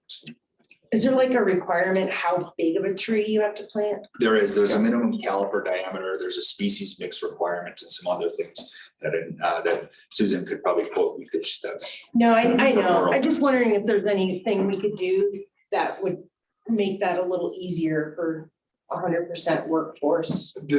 There probably is, and I'll visit with Susan, especially just because that is kind of her world. Gotcha. Cool. So real quick, Don, just give me yes or no. Density? Are you good on it? You want to go down the list? You have direction. Oh, yes. I'm great, yeah. Okay, right, right. Lot coverage? Lot coverage, I think we're pretty good. I don't think there's a lot of concerns with lot coverage. Cool. Setbacks? Setbacks, again, I don't think there was a ton of coverage on or concern about those. Building height? Building height didn't get into a huge discussion. There wasn't a lot of concern as well. Cool. And then landscape, we just hit thank you.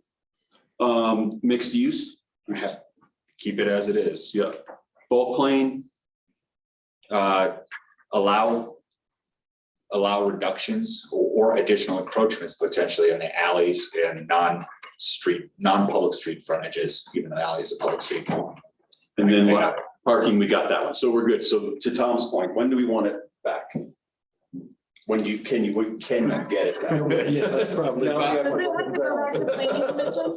Ultimately, it does need to go back to the planning commission once it is code, because the planning commission under the UDC does have to give a recommendation. They haven't done so yet. They gave comments basically on the initial proposal. So yes, it does. The question is, does the council want to see a draft in a work session again after it comes back from the planning commission, or before it goes back? Either way. I don't know. Go ahead, I'm sorry. I guess, I don't know, how do we all feel Yeah. about where we're at? Like, Well, and let me couch that real quick too. I think this is going to be generally the same format with some tweaks to what we've discussed or to incorporate what was discussed this evening. So I don't think there's going to be drastic changes to at least the format. I think you have an idea of the concept. So I would feel comfortable taking it to planning commission for their consideration for recommendation. Following, and I guess pending that, you can, whether you want to see it in work session or just go right to ordinance. Can you send it to us? I don't want to run afoul of the rules. Can you send to us what you're sending to planning commissions? This is what I'm saying. Please provide comments before the planning commission to you. Sure. Yes. So we're not. That would suffice. I would love that. Extra work session. Not adding. Just Yeah. because it is legislation. Yeah. Because it is legislation. Yep. Not on a quasi judicial matter. Just don't hit Just reply. hit the qualify. Yeah, you don't reply at all. sorry. I haven't done that yet. So, all right, well, I think I have pretty decent direction on next steps for this. Cool. Thanks, Don. That's great. Thanks, everybody. It was a good conversation. Love this table. Absolutely love this. So much easier to have a conversation. I don't love these chairs. So we're gonna take a break until 7 p.m. for dinner. Thank you. Thank you. Noted on the chair. I know. Solution.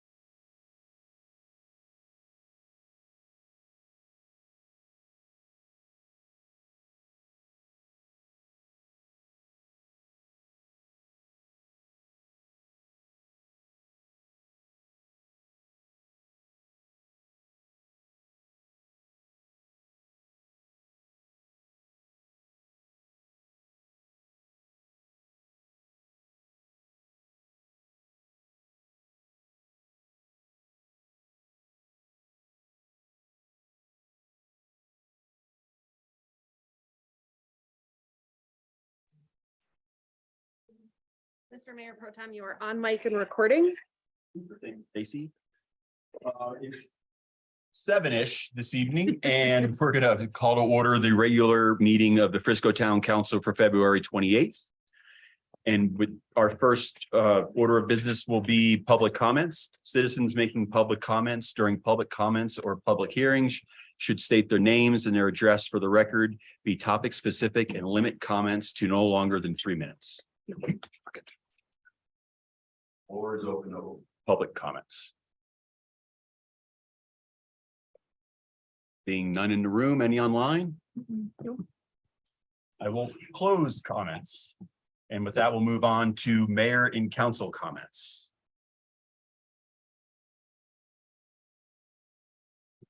Anyone have anything? Cool. I'm just gonna let everyone know about a meeting I attended in Hunter's absence while he's out of town. There was a Housing 101 meeting yesterday. That was put together by Tamara from the county commissioners. And it was very well attended by folks throughout the county, talking about how to capture that missing middle with the housing. And so that was a great discussion, went on for about an hour. There was no real next steps yet. It was just an information sharing for the most part. And then after that, there was a 30-minute meeting with members of the governor's staff and representatives from all the municipalities in the county. And in that meeting, they were here on what I would describe as a listening tour of how the local municipalities and the mountain communities feel about we've heard about proposed open land use. Essentially comes down to density requirements or lack thereof. And we were assured, first and foremost, everyone was united throughout the county of, hey, we're here, we're already doing this. What's up? And the answer that they gave back, which was very transparent, was Summit County's not our target, but you are part of these communities, so you will be seeing these. But Summit County is what we would like a lot of other mountain communities to look like in the future. So that was one answer. And then the other big concern was one size doesn't fit all for this, as we know. And they assured us that they were not, as an example, going to hold Summit County and Frisco to the same standards as Lakewood and Jefferson County. So there were going to be different, I'm going to call them prescriptions that are going to be coming out. And they don't have anything yet. They're hoping for mid next month. So that was the update from that. That was a question cast, actually. And I asked that question, were you guys at CAST? And they said they were there, but they didn't talk about it much, is what it sounded Yeah, like. they didn't have a proposal. There was. I was like, that was your team, that was your group, was my point to them, Andy, thanks, yeah. They missed their timing. And with just another comment, if you missed it, again, in broken record, but if you didn't see it, Summit County Nordic team are state champs again. So there's that. And again, that event was held out at our Frisco Nordic Center, very well attended. Everything again went really, really well. The tunnel got used, which was super cool for some folks getting across the way.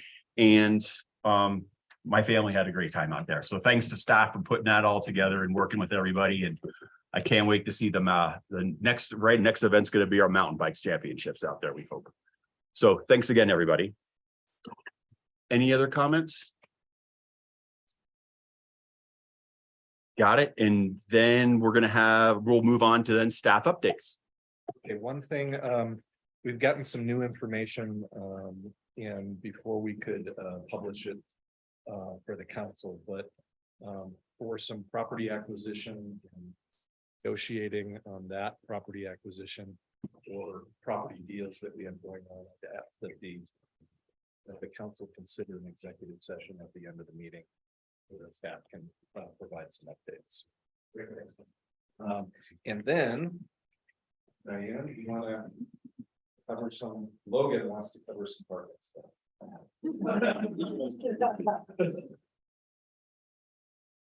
Okay.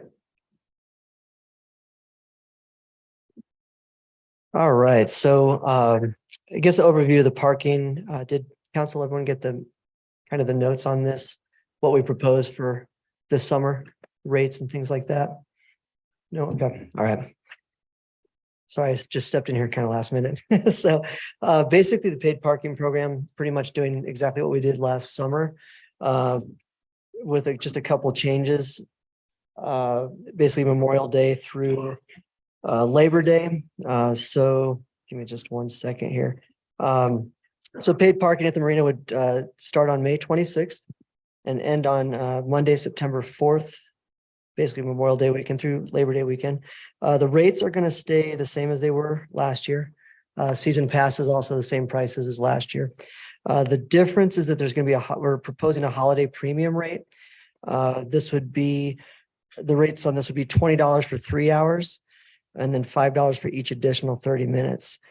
This would be on take effect on July 1, 2, 3, and 4, and then September 1, 2, 3, and 4. So really the only rates that would change are those holiday premium rates. Just as a recap, the normal rates right now are the first 30 minutes are free. Monday to Thursday from 10 a.m. to 5 p.m. It's 75 cents per half hour with a $10 maximum.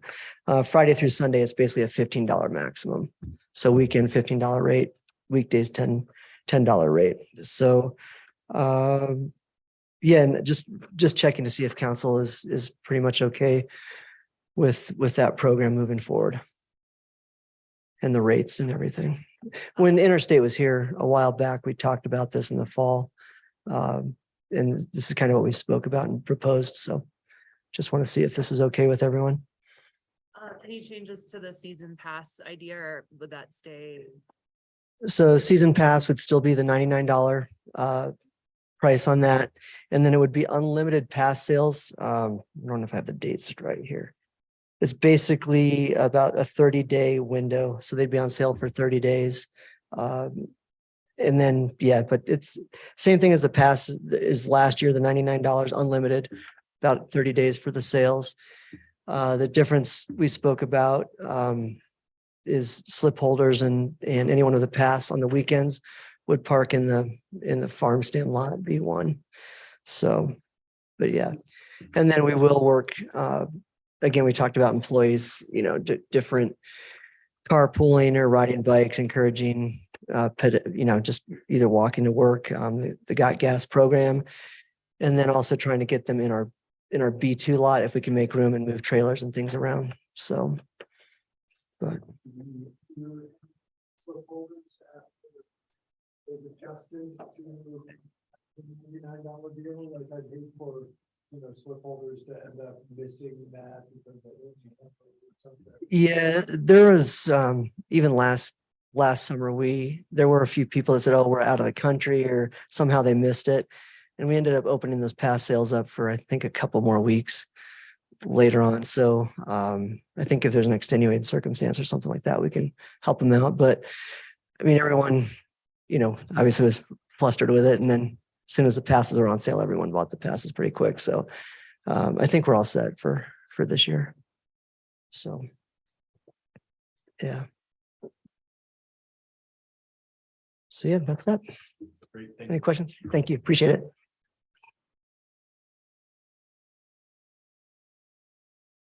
Other staff updates. Great. I'll give us that just real quick. We have a new staff member, Kyle.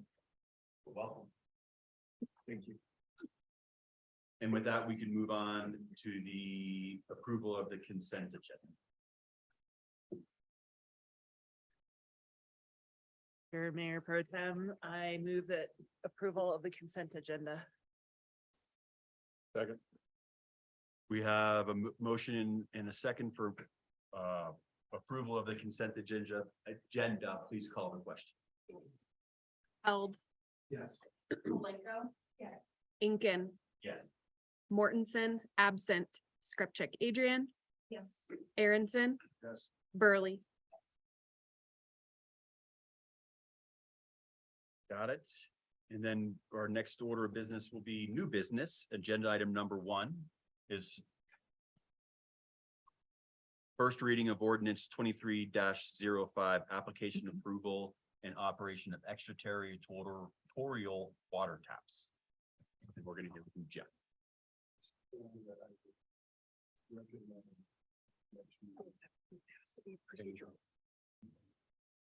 Yep.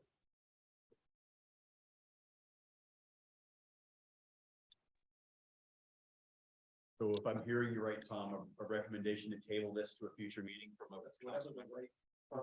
Yeah, motion to table to a future work session as a result of some last minute changes staff would like to talk with council about. Do we need a date or just a future meeting would I be think okay? a future work session will be fine and staff will bring that in sooner rather than later. That's not.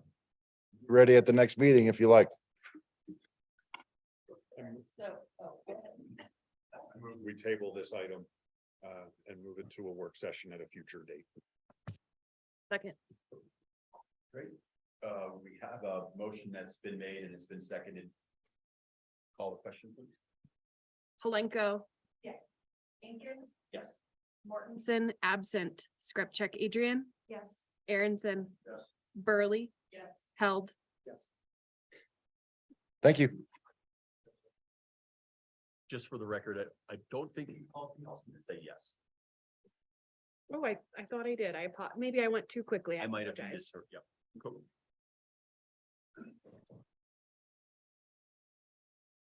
With that, we're on to agenda item number 2. First reading of ordinance 23-6. There's no public comment, otherwise we missed it. Making supplemental appropriations to the 2022 town budget. Stacy, how do I put the PowerPoint up here?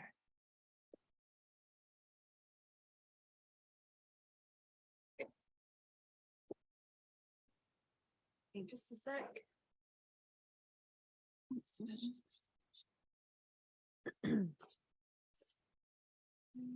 And it is.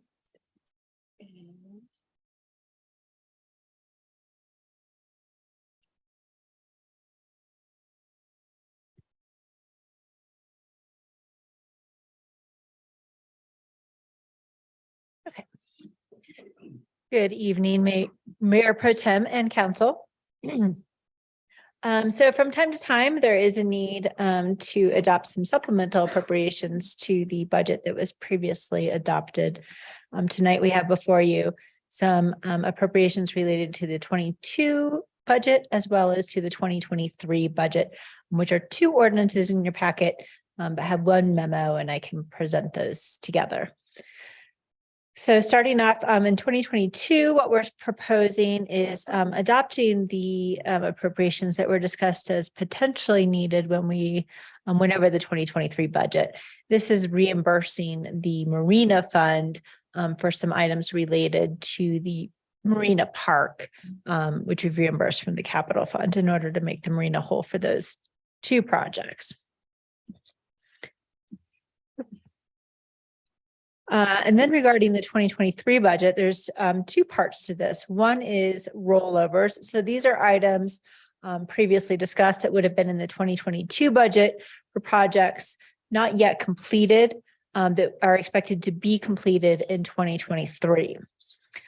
So here's a list of those rollovers in 4 different funds: the General Fund, the Capital Improvement Fund, Water Fund, and Marina Fund. And again, none of these are new projects. These are all things that were previously approved by council. And we also did, by the way, have 1 revenue item in there for the EV charger grant revenue. That project's been completed, but we're still waiting on the grant for that.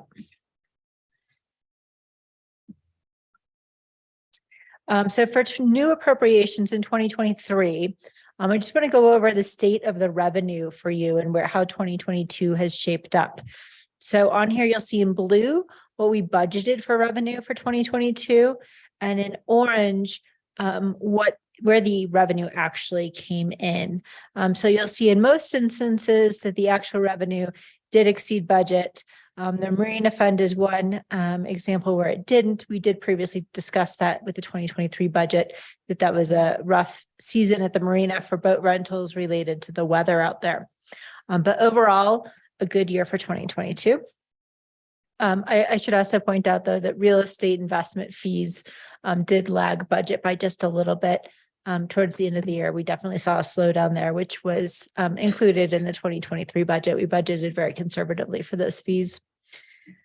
And then this slide shows fund balances. So we're showing from left to right what we budgeted in the 2022 budget, what it showed for fund balances, what we were projecting at the time of the 23 budget for fund balances, where it looks like with our unaudited numbers for 22 that fund balance is actually shaping out. And then what we are projecting if we were to adopt all of the proposed supplemental appropriations presented to you, the very last bar is showing projected. I should point out that the Capital Improvement Fund potentially could result in a negative fund balance. However, I want to remind you that the amounts from the general fund, so those extra amounts you see from the dark red to the yellow, those amounts are all to be transferred over to the Capital Improvement Fund to fund current year projects as well as future year projects. So with a transfer from the general fund of those amounts over the 7-month reserve, there is sufficient funding there to fund these supplemental appropriations. I also should point out that you'll see in the Marina Fund, while we were projecting a negative fund balance with the proposed transfer that's included for 2022, that actually goes positive. So that's some good news. So just to highlight the new proposed supplemental appropriation for 2023, here are the general fund highlights. So we're showing 60,000 for snow removal, the short-term rental compliance software, and we do have some position requests in there that I have some additional information about. One of those position requests is the town engineer. So currently we have outsourced engineering projects. So this would contemplate bringing most of that in-house and having some different liaisons for the town going forward, specifically the Summit County Transit Board, relating to CDOT, also potentially helping out if Don had a need in CDD related to permitting for engineering there, road expert, et cetera. Another position that is proposed is Sustainable Materials Management Technician. I think that this actually might have come up earlier in regards to some CDD projects. But, sustainable environment is definitely one of the high priorities that was identified by town council in your strategic plan. Having an additional position would help to implement many of those objectives that we have set going forward for 2023 and into the future.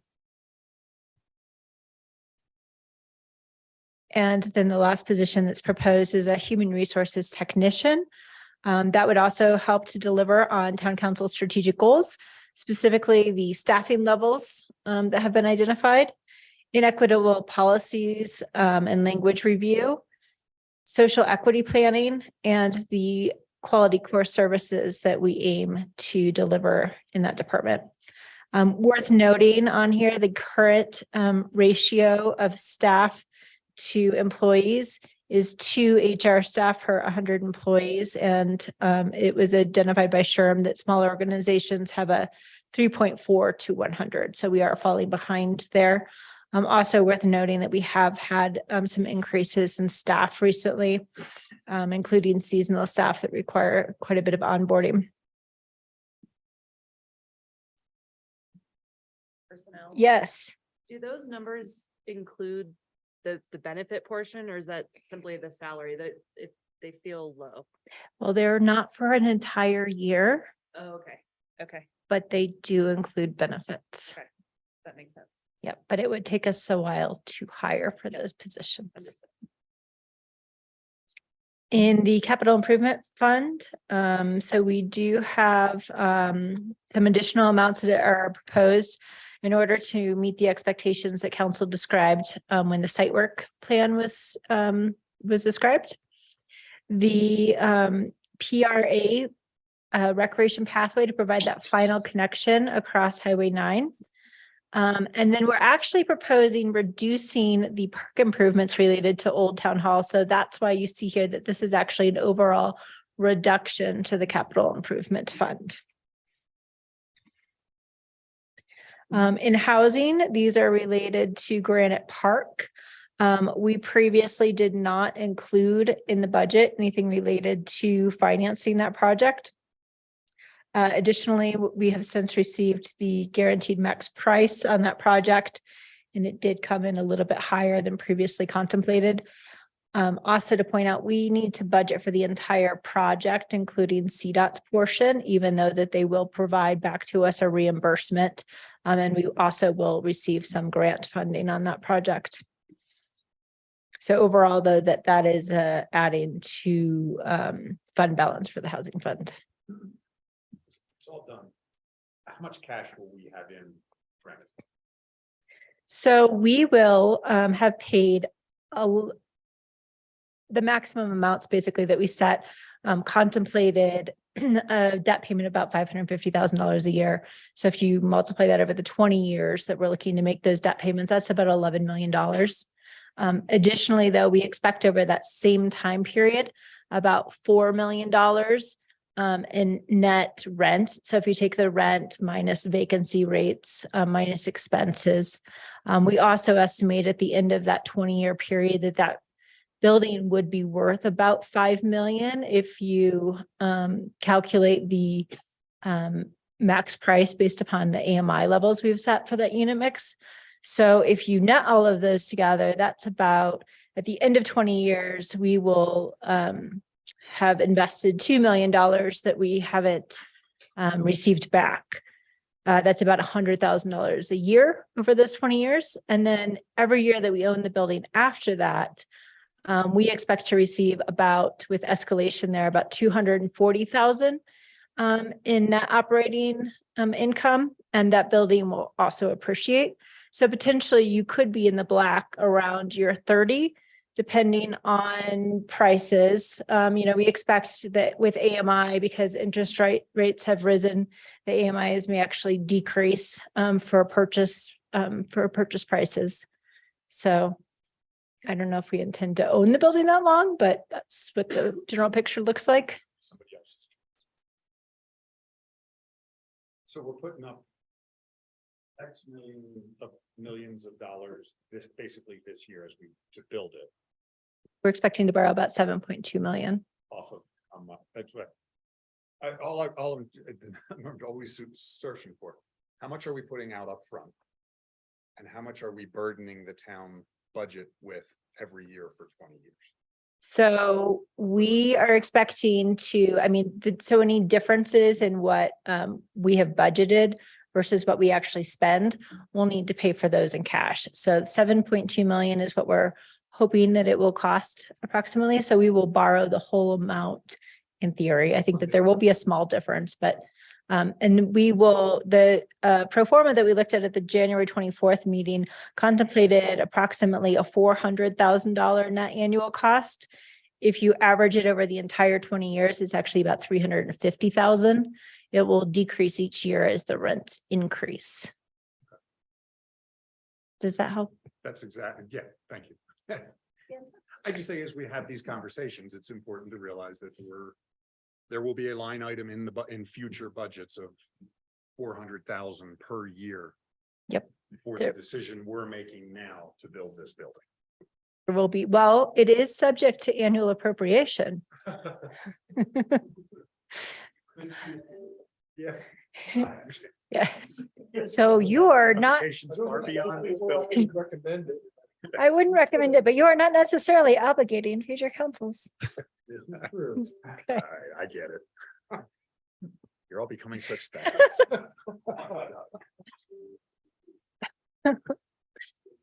So the Marina Fund, here we are expecting to receive a grant for $30,000 related to the purchase of a rescue boat. I should add actually that on second reading, I will need to add some additional appropriations that were inadvertently left out of this one. The boat is one. of those. And then somehow we got cut off at the end there, and the nicotine tax fund appropriations also did not get included, but they are in the slides. So I will go over those for any questions you have. So the rescue boat is appearing to come in $100,000 over budget. While that will be offset by the $30,000 grant we just discussed, it necessitates $100,000 supplemental appropriation. And then the boat ramp came in $170,000 over budget. However, Addison says that efforts will be made to work with the contractor to reduce that in cost. So he will put forth his best efforts. And then lastly, the nicotine fund. We're proposing using that fund balance for the Summit County Preschool Capital Projects Grant that was brought up at the prior meeting, as well as the Soul Center Construction Grant. So with that, I am happy to take any questions or additional questions. I'm going to go back to Just want you, we're picture hiring slide. the in-house engineer. Will that be offset? Is some of what that person's gonna do be taking the burden off of our contracting out? So the true cost for that person won't really be the number you gave us, right? True. Yeah, that wasn't contemplating reducing other expenditures. You know, we may still have some needs from time to time for an external engineer, but yeah, some of that should be offset. And with everything we have going on, especially the interchange, there's gonna be no less work for you. That sure seems to be the case.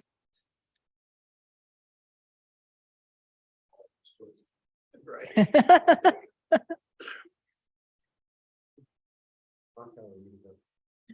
Work demolition. Deconstruction. Cool. Somebody's got to. Or just a bad. Does anyone have any other questions for Leslie? With that, I'll put it to council to make a motion. We approving one at a time, right? Yep, thank you. You have it, if you have it, because I lost it. This is agenda item number 2. Yeah. I move that we approve on first reading ordinance 2306 for supplemental appropriations to the 2022 town budget. Motion's been made and approved. For agenda item number 2, please call the question. Incan. Yes. Mortensen absent, Skrupcheck Adrian. Yes. Aronson, Yes. Burley. Yes. Held, Yes. Palenko. Yes. You did. That's fine. Yeah. The motion. It was seconded. Call the question. Seconded, yeah, sorry. Okay, with that, we bundled them, right? So we can move straight into agenda item. No, we need to do 207. Call up the second ordinance. Yep. I move that we approve agenda item number 3, first reading of ordinance 2307, making supplemental appropriations to the town 2023 town budget. Second. Motion's been made to approve agenda item number 3 and seconded. Please call the question. You should ask for any comments if anybody's. got Oh, any. sorry. Are there any public comments? Thanks, Tom. Yeah, sure. Any other council comments? Please call the question. Just to keep with rotation, Mortensen absent, Skrupcheck Adrian. Yes. Aronson, Yes. Burley, Yes. Held. Palenko, Yes. Incan. Yes. All right. Thanks. Leslie. So with new business completed, we're moving on to old business, which is agenda item number 4, which is the second reading of ordinance 23-04 Home Rule Charter, Chapter 87, excavations.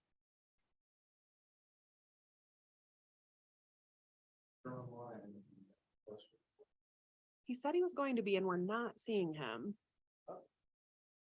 So I'm not sure. Happy to take a shot. Addison's stead. Nice. Does anyone have any questions for Addison or that? Any public comments on excavation regulations? Council, comments or emotion? Second reading of ordinance 23-04 home rule charter, chapter 87 excavation. Second. Great. Motion's been made and seconded for agenda item number 4. Please call the question. Skrupcheck, Adrian, Yes. Aronson, Yes. Burley. Yes. Held, Polenko, Yes. Incan, Yes. and Mortensen is absent. Thanks, everybody. With that, we have some updates on some town business that Thad is going to give us an example motion. Mayor, I think you, or Mayor Pro Tem, Yeah, excuse me. sure. I think you heard during staff comments, the manager's statement that he'd received some information with respect to potential deal points on a deal currently being negotiated, about which the town had previously held, council had previously held an executive session. So to accomplish that, and he received that too late for it to go on tonight's agenda. But the motion would be to go into an executive session pursuant to Colorado Revised Statute, section 24-6-402, parent 4, parent E, to consider matters subject to negotiation and to instruct negotiators concerning a potential agreement for the construction of an affordable housing project. Mr. Mayor Pro Tem, so moved. The motion's been made and moved. Is there a second? Second, we have a second to go into executive session. All in favor of going to executive session? Roll call, but we have to have a certain number of votes on that. Yep. motion. Gotcha. So we'll do a roll call while everyone's doing their thing. So Stacy, can you do a roll call for us? Aronson, Yes. Burley. Yeah. Held. Yes. Polenko. Yes. Incan. Yes. Mortensen is absent. Skrupcheck, Adrian. Yes.